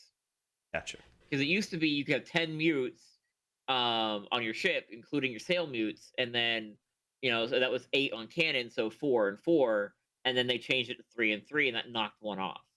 Gotcha. Um, the so I feel like that punished smaller groups more than it punished larger groups, because the larger groups are still going to be able to put people on those cannons. Right. Um, I think that smaller groups had a larger chance to get away with more shit in larger groups because the larger groups would obviously make themselves bigger targets. But I don't think that some of the Navy punishments were enough for people who had gotten to themselves to that infamous place. For example, the two guys that attacked Cedric, they should have gotten hanged, right? They shouldn't have been able to just get away with it. But instead, they were let free. Why were they let free? I don't know. But these are two people who were openly trying to kill a governor slash leader of a privateer company. You know, Hmm. um, so like they were just allowed to go free. So I think a lot of the priority on who got punished in character was just not there. Like there was a lot of non-communication going on in the Navy. That's always a big problem with any big group, like the Navy. So um as far as like basic PvP rules, though, I think they were fine. All I right. mean, nothing really changed from 4.0, in my opinion. I think so too, personally. But I also don't PvP very much. Obviously, we played pirates who never had cannons or any of that stuff. So yeah. Um, but I would like to ask more on the story side because Hmm. you didn't stream or streamed regular or sparingly. Was there any like sort of event that occurred that nobody really got to see that you want to like kind of call out, or maybe something that like formed the rest of the company or the character over time that we didn't get to see? So I would say the biggest thing that happened that nobody got to see was the time that we got robbed on land. Like somebody actually like held people at gunpoint and was trying to rob like Summer. Um, so what had happened was and this was the night of like a big Atlas patch. Mhm. So we were like a bunch of us were on, we were putting, mutes in the crew house, we were fucking putting animals away, like we were just kind of, battening down the hatches as it were, just for Mhm. the sake of securing things so the server went down for a while, our island, we didn't wake up with dead animals, right? Right. Um so these people had come over and they were asking about the tentacle job that we had on the board for like X amount of tentacles for X amount of gold. Because they said they had a bunch and they didn't have them on them, so they needed to go back home and get them. They wanted to check to see if the job was still there, yada yada yada. And we're like, yeah, the job's still there. Just bring them by, whenever, no big deal. We can get that cashed out. But I was getting ready to go to to log out because I had D&D that night. Yeah. Um, so I wrap up. I log out. I start playing D&D, and my office, where my office is, because I had a house that I never finished. So I slept in my office 90% of the time, which Hmm. is like 10 feet from the fucking guild hall. Um, and then basically I got a DM saying we're getting robbed. There's gunshots and yelling. Um, so like it makes sense. Redda's not far from the guild hall. I would hear gunshots and yelling, right?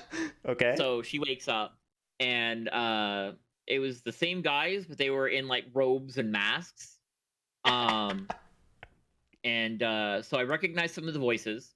I didn't see them because the way our stuff was set up was, it was the workshop was here, and then like guild hall was like over here, and then my office was like on the other side of the workshop. Um, and so I woke up, I put on like my sneaky clothes because I had like a whole rogue outfit that I had. It was my plate gear basically. Sneaky Um, clothes. yeah. But I had my it was like it was my plate gear basically. So if Yeah. I knew I was going to be in combat, I put that on. And it was like all black, and like it looked like flow like leather and cloth and whatnot. Yeah. Um, and Dragon had run from the guild hall through one of the side hallways and into the warehouse, the workshop, and one of their guys had followed him. I was at the bottom of the stairs, so he ran down the stairs. Like Dragon started trying to go down the stairs. Like I jumped over him, didn't see me, and this guy just got double teamed by both of us. Just dropped him.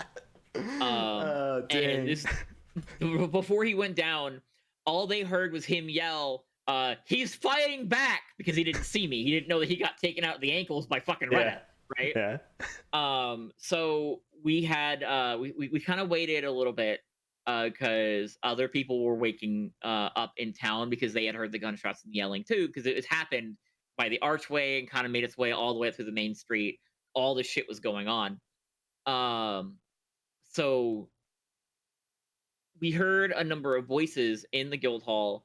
It was like Summer and Charlie, a couple voices we didn't recognize, and one person that we did recognize, that was Summer's sister-in-law, who used to be a part of Styx.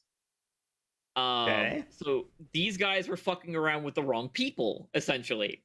And I remember, so like we had two doors that went into the workshop. There was one that was the hallway that Dragon ran into, and then a separate door that went directly from the workshop into the guild hall. So Dragon and I were kind of like huddled near that door, and we heard the gate open. We heard Bert yell something. So we used that as the opportunity to kind of like kick the door in and go rushing in to these four guys that were still in there. And they did not expect like a small third person to come out there that was all knives and blades and shit. Oh. Um, we didn't take them out, but we knocked them down enough that they started to run. Yeah. So when they started to run, I bolted towards one of our ships. I was going to shoot cannons at them, but apparently there were no mutes on that ship, obviously, because we just put them all away. Yeah. So I ran to the ship and I was taking pot shots at like their captain. And when they sailed out, I caught their ship name. Um, and that became a whole thing where we put a bounty on that ship. We put it was a 100 gold bounty if you sunk the ship and got us a picture of the nameplate. It was a Yeah. 200 gold bounty if you brought us the ship, if you capture and brought us that ship so we could sink it ourselves, and a 25 gold per head bounty for any member of the crew that was on that ship. Because we used our connections and just a little bit of knowledge that we already had, because the ship was called the Cronus, and lo and behold, Karja had seen that ship in the port of the Outcasts, who are now called the Vagabonds. So Nice. we knew where that ship made port, so we knew who it was. So we basically put a huge bounty on this entire fucking crew. And of course, they were claiming meta. How did they know though? Blah blah blah blah Yeah. blah. Yeah. Well, because you literally showed your ass to us. We saw the back end of your ship, and we know where it went. Yeah. Um, And yeah, apparently like they had, like their group dissolved. They went to other companies, and a bunch of them quit. And I heard that they actually sank their own ship in the harbor to avoid us being able to, um, you know, cash in a bounty. But it was fucking great because we basically caused their entire company to go defunct, all because they fucked around with the wrong people.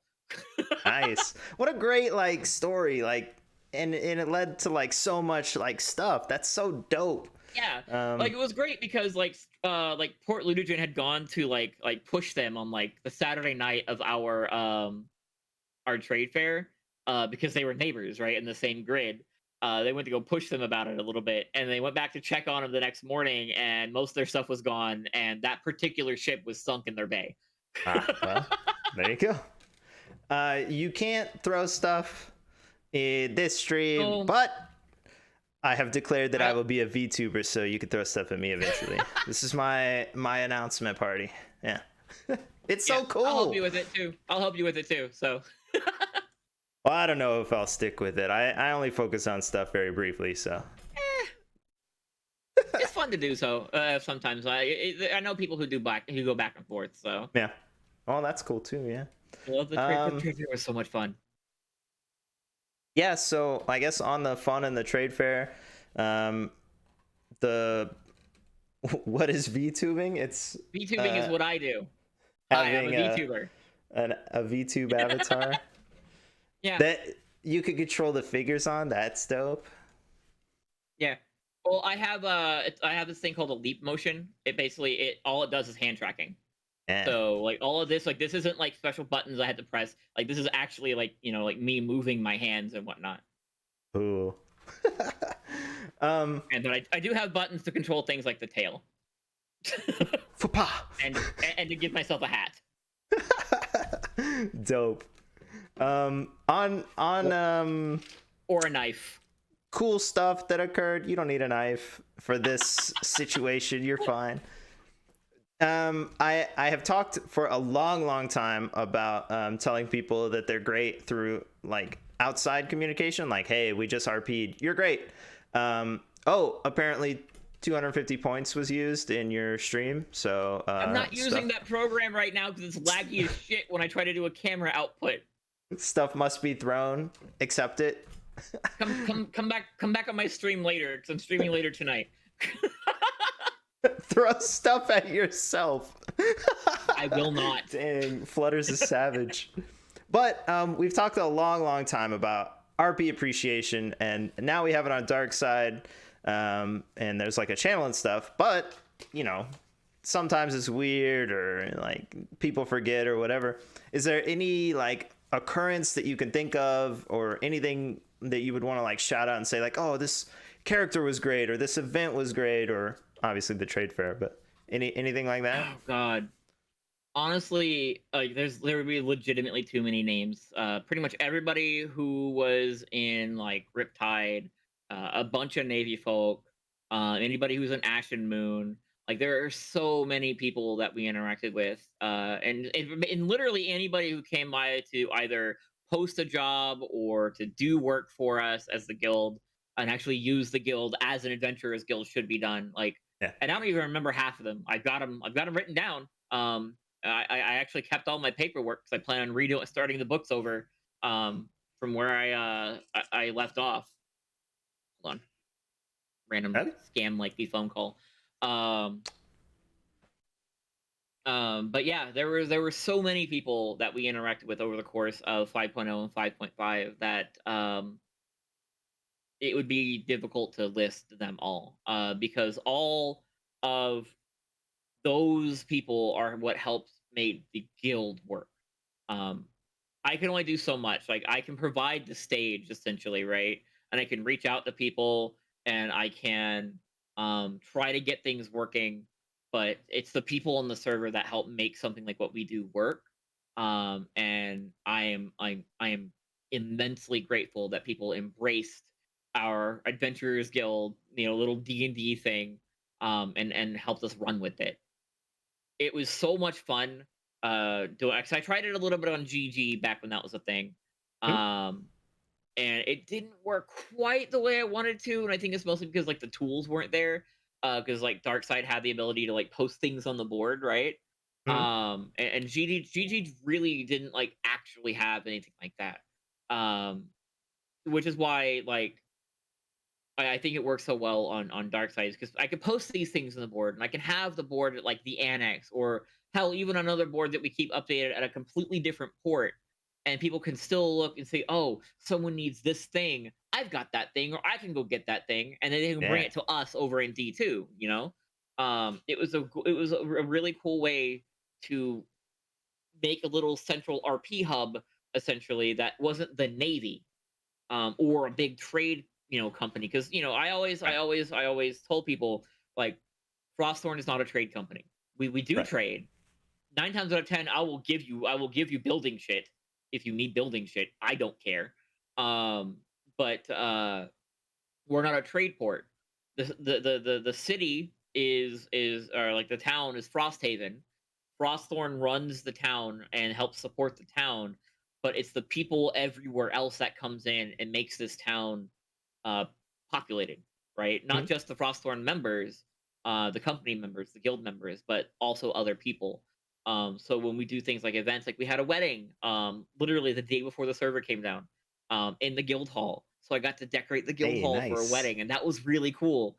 Those are the things that I would love to do more of, and like use the guild hall for non-guild things. Have it be a meeting place for like if the Navy needs a nice neutral ground to talk with like some pirates or something. You know, pirates were gonna want to take the Navy onto their home turf, so they have advantage. Navy's gonna want to take the pirates onto their home turf, so they have the advantage. But why not have it at Frostthorn, where neither of them have the fucking advantage, and I'll lock Right. them all in a room together. If you guys fight, well, I'm just gonna replace the carpets. You know. Yeah. um, but yeah, like we weren't a trade company.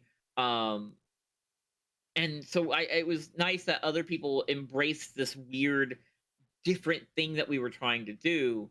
um so it was a really a big thanks to everybody who Mhm. came by. Like I said, way too many people to list. But like in like the latter weeks essentially, like MLG, not even the latter weeks, like the whole season, MLG has been like a fast friend for like Redda, and her character Miss Crampton was a fast friend to Redda and like a staunch supporter of the guild and everything we did. All of our neighbors throughout the course of 5.0 and 5.5. I love the laundry guys. I loved you guys so much. I was so sad when you told me you weren't coming back, because I wanted y'all back on the island again so bad. Thank you. Because I know you guys said shady shit, and I fucking loved it. Um, the on our island, like the Archibalds were fucking great. I loved interacting Oh with yeah. all of them. Whenever they came by. There was a guy that we had on our island. Oh yeah, I did stream this one. It was the Ooh. fucking the eviction.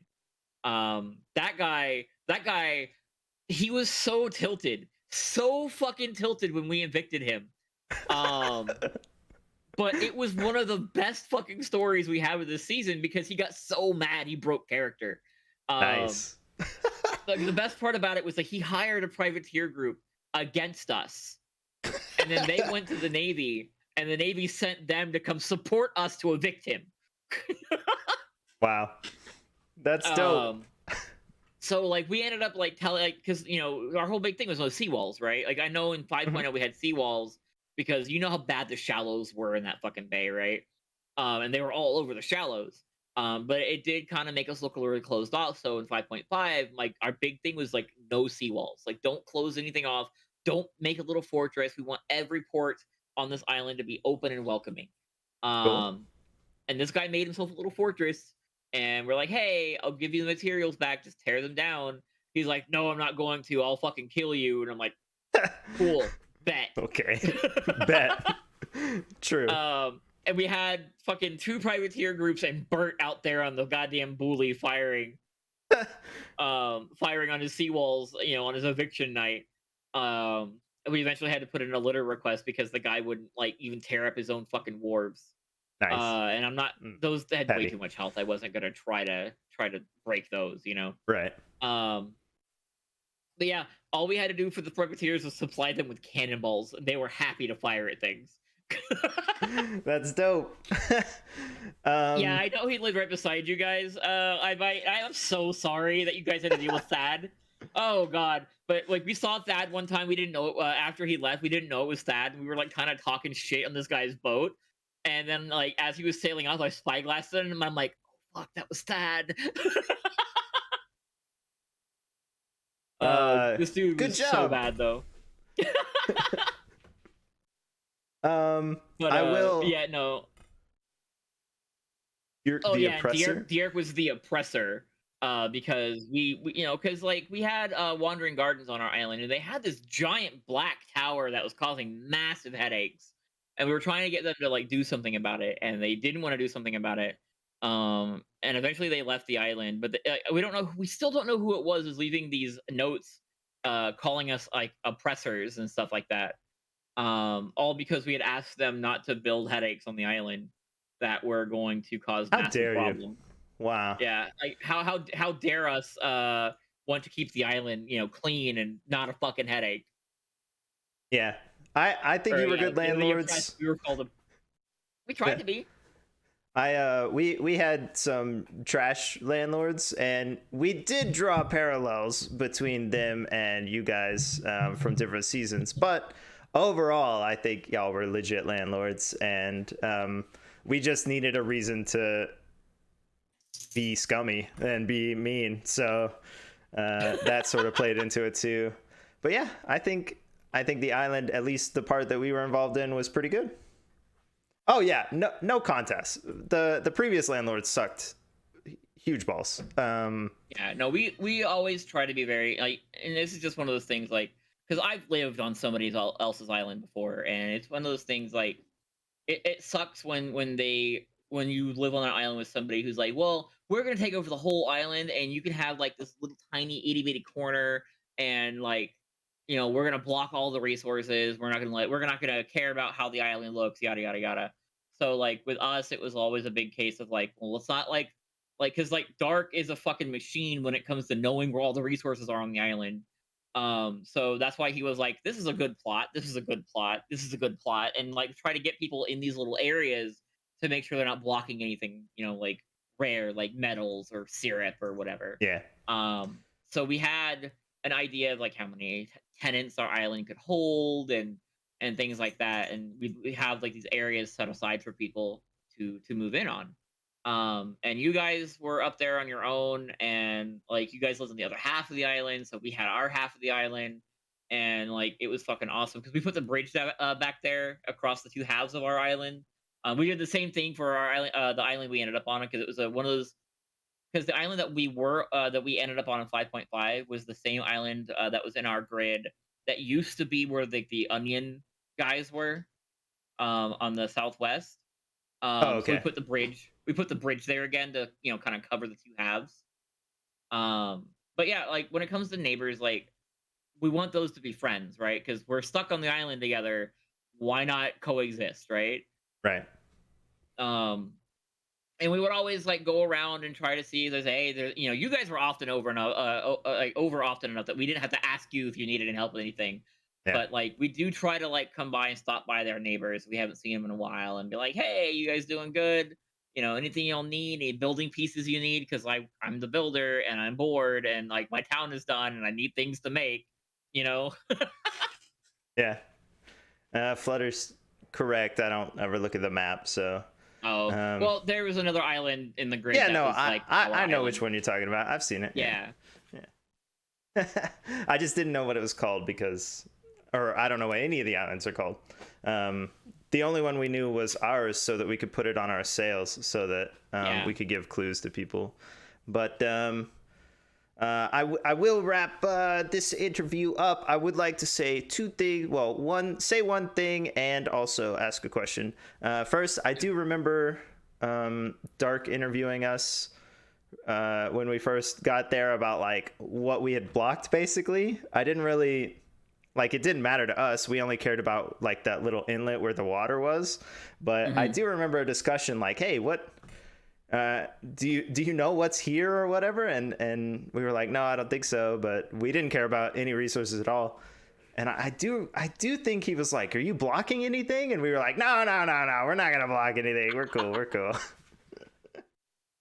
But Yeah. I think I asked in character, but I do want to ask also. You had a tiny ship called Drug Money. What's up with that one? That was Ardwin.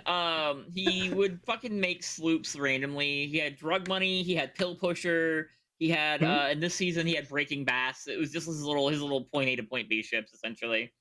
That's Because funny. he just named them whatever. Because that's what he wanted to do. He was trying to make drugs, and Yeah. sell them to people. And when they finally added like tobacco and peace flower to the server, we were one of the few groups that actually had seeds. So his dream finally came true because he made a shit ton of peace flower and Oh used man. all of our hemp for rolling paper constantly. That's so funny. Yeah, we would be like, "Oh yeah, Drug Money's here. All right, cool." And we'd be like, "Oh, I'm gonna park next to Drug Money and stuff." It's so funny.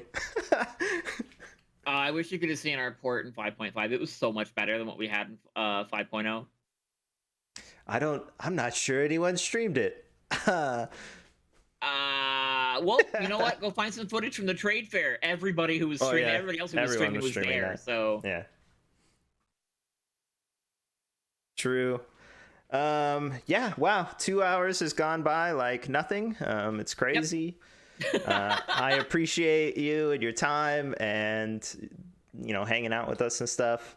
um you got anything to just say to like RPers in general about RP and stuff, or any of that, new players, any of that stuff? RP, especially when it comes to sandbox RP, is a lot of yes and, right. It's like improv. Don't be afraid to yes and something, and try not to shut people down. I ran into an issue literally the day before the survey went down because Redda talks a lot about her homeland, and her homeland is from my D&D campaign, right? And we all kind of understand that like locations in our Atlas universe are, yeah, we're trying to make it Earth, but it's also a little bit flexible, right? Yeah. Um, so like she talks about her homeland, she talks about her, like her kingdom she's from called Alstacia on the continent of Elos, yada yada yada. And and there was somebody who I was explaining that to on Tuesday, and they basically completely shut me down, like, well, that's not a real place, that doesn't exist, da da da da da. I'm like, well, I mean, if you don't know it, like you don't know it, it must not be in any maps you know of. And he's like, well, I guess you don't know a lot then. And it was like one of those moments where I'm just like, that was a shitty exchange. That did not feel good.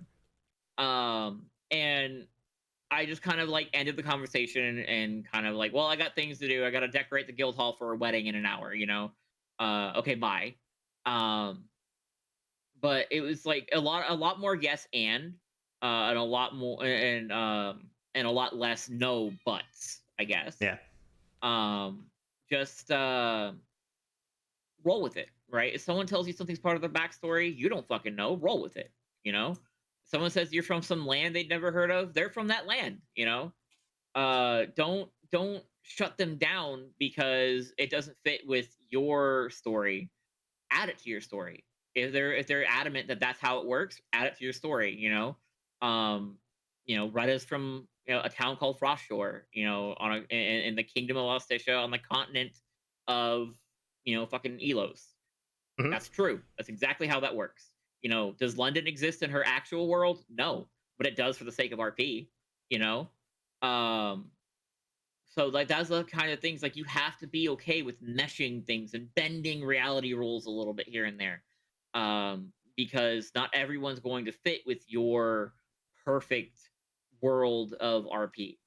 Um, when you're playing a game like Atlas, like the world is so much bigger than the 7x7 grid we get to explore. Especially when you start thinking people saying like, "Oh, I'm going back to my homeland. I'm going back to London. I'm going to take a vacation for a while," and they disappear for a few weeks or whatever. You know, it's not your story whether or not they go back. Where they go back to. Um, yeah, you have to also be like what Flutter just said. You have to be okay with the story in your head not going how you planned it because you know what? there's a lot of moving parts when it comes to RP. It's not like a D&D campaign where you've got one game master who kind of, one game master and X amount of players who are in control of that whole story. On a world, on a server like Darkside, you've got literally hundreds of people, so many moving little parts everywhere that are creating this giant overarching story, that you are just a small piece of. And if you try to push against that, you're gonna get pushed out. The machine will keep cranking on without you. Yeah. And you will be the one that looks like an idiot when you say, "Well, no, that doesn't exist." Yeah, it does. It does exist. Just because you don't know about it doesn't mean it doesn't exist. You know. Yeah. Dark. We're not going to talk about Tokarin. Fuck your paladin. In just to give you sort of my side, I guess. Yeah. Pierre is a liar, and everything he says is a lie, and I can't do accents, so even his accent was a lie. And people would ask like, "Oh, where's your accent from?" and stuff, and like early on it happened a couple times, and I was like, "Oh, well, I'm just gonna make this the joke, right?" So I have a little counter when I play Pierre, and it's like, "Where's Pierre from?" How many times? I've seen that counter. So, like most of the time I try to keep it realistic, like places people might have heard of, like whatever. But with people, you can be a little sillier. So, I was talking to Itro one time, and he was doing the same joke, like, "Oh, your accent sounds a little weird. Where are you from?" And I was like, "Oh, I'm from Kitboga. It's a tiny little country or whatever." Which honk is that's the name of a streamer. That's not even a place. That's a person, right? So he was like, "Oh," and he knows who that is. So then we got into a discussion about like Old Edna Road and like all this like little Kitboga lore and stuff. But like that's impossible. Anyone who knows that specific reference would be like, "Oh, well, that's a lie and that's impossible." But he just kept going with it because he knew, and we just kept going. So I agree also. Yeah. Yeah. It's all improv at the end of the day. It's all RP is it's improvisation. Fuck, words. It's improv storytelling. Yeah. It's literally all it is. Backed by a game where we get to, go pew pew and shoot cannons and fight mermaids and shit. Like, there are fucking mermaids and krakens and giant squid. Don't fucking tell me Elos doesn't exist, They could. Yeah. You don't know. Nobody knows. That's the point. Like, nobody knows what's beyond the grid, Like, it could be anything. Yeah. Exactly. We've got all these islands out here named all crazy shit, Yeah. True. Fuck. A bunch of the islands that are out there, a handful of them are islands that I actually put names in the hat for, like Calamus. That's a continent for my D&D campaign. The island of Ioterra. That's literally the world from my D&D campaign. Nice. That's cool. Eventide. That's a cursed fucking city. But undead roaming around. There's fucking hydras, but my continent doesn't exist. Yeah. So be ready to yes and everything. I agree. Everybody keep rolling with whatever happens. And if you want to be antagonistic, understand that when you're antagonistic, you still got to roll with junk. You could say, "No, I'm not going to do that," but then you have to play whatever the fallout is. You know what I mean? So, except for consequences too. Yeah, consequences. I agree. Cool. I'm going to end our experience, I guess. If you're looking for more information like this, there's a couple more tomorrow. Just a little random person named Pony, and then after that, a Navy interview. I'm just kidding. Pony's amazing. But there are also a bunch of past interviews from people that you probably know, because some of them are big names, even if they don't stream. I normally don't do streamers, but since you haven't been streaming, I was like, "Oh yeah, this will work." His name is Joel. Sure, I guess. But like I have done a bunch of these, so if you do want to see them, they are archived or whatever, and it's just people talking about RP. iBites in there. Talked to Ewok and the Buoys yesterday, like all sorts of random people. So check those out if you want, but come back tomorrow or whatever. Thanks for being here. Yeah, thanks for having me.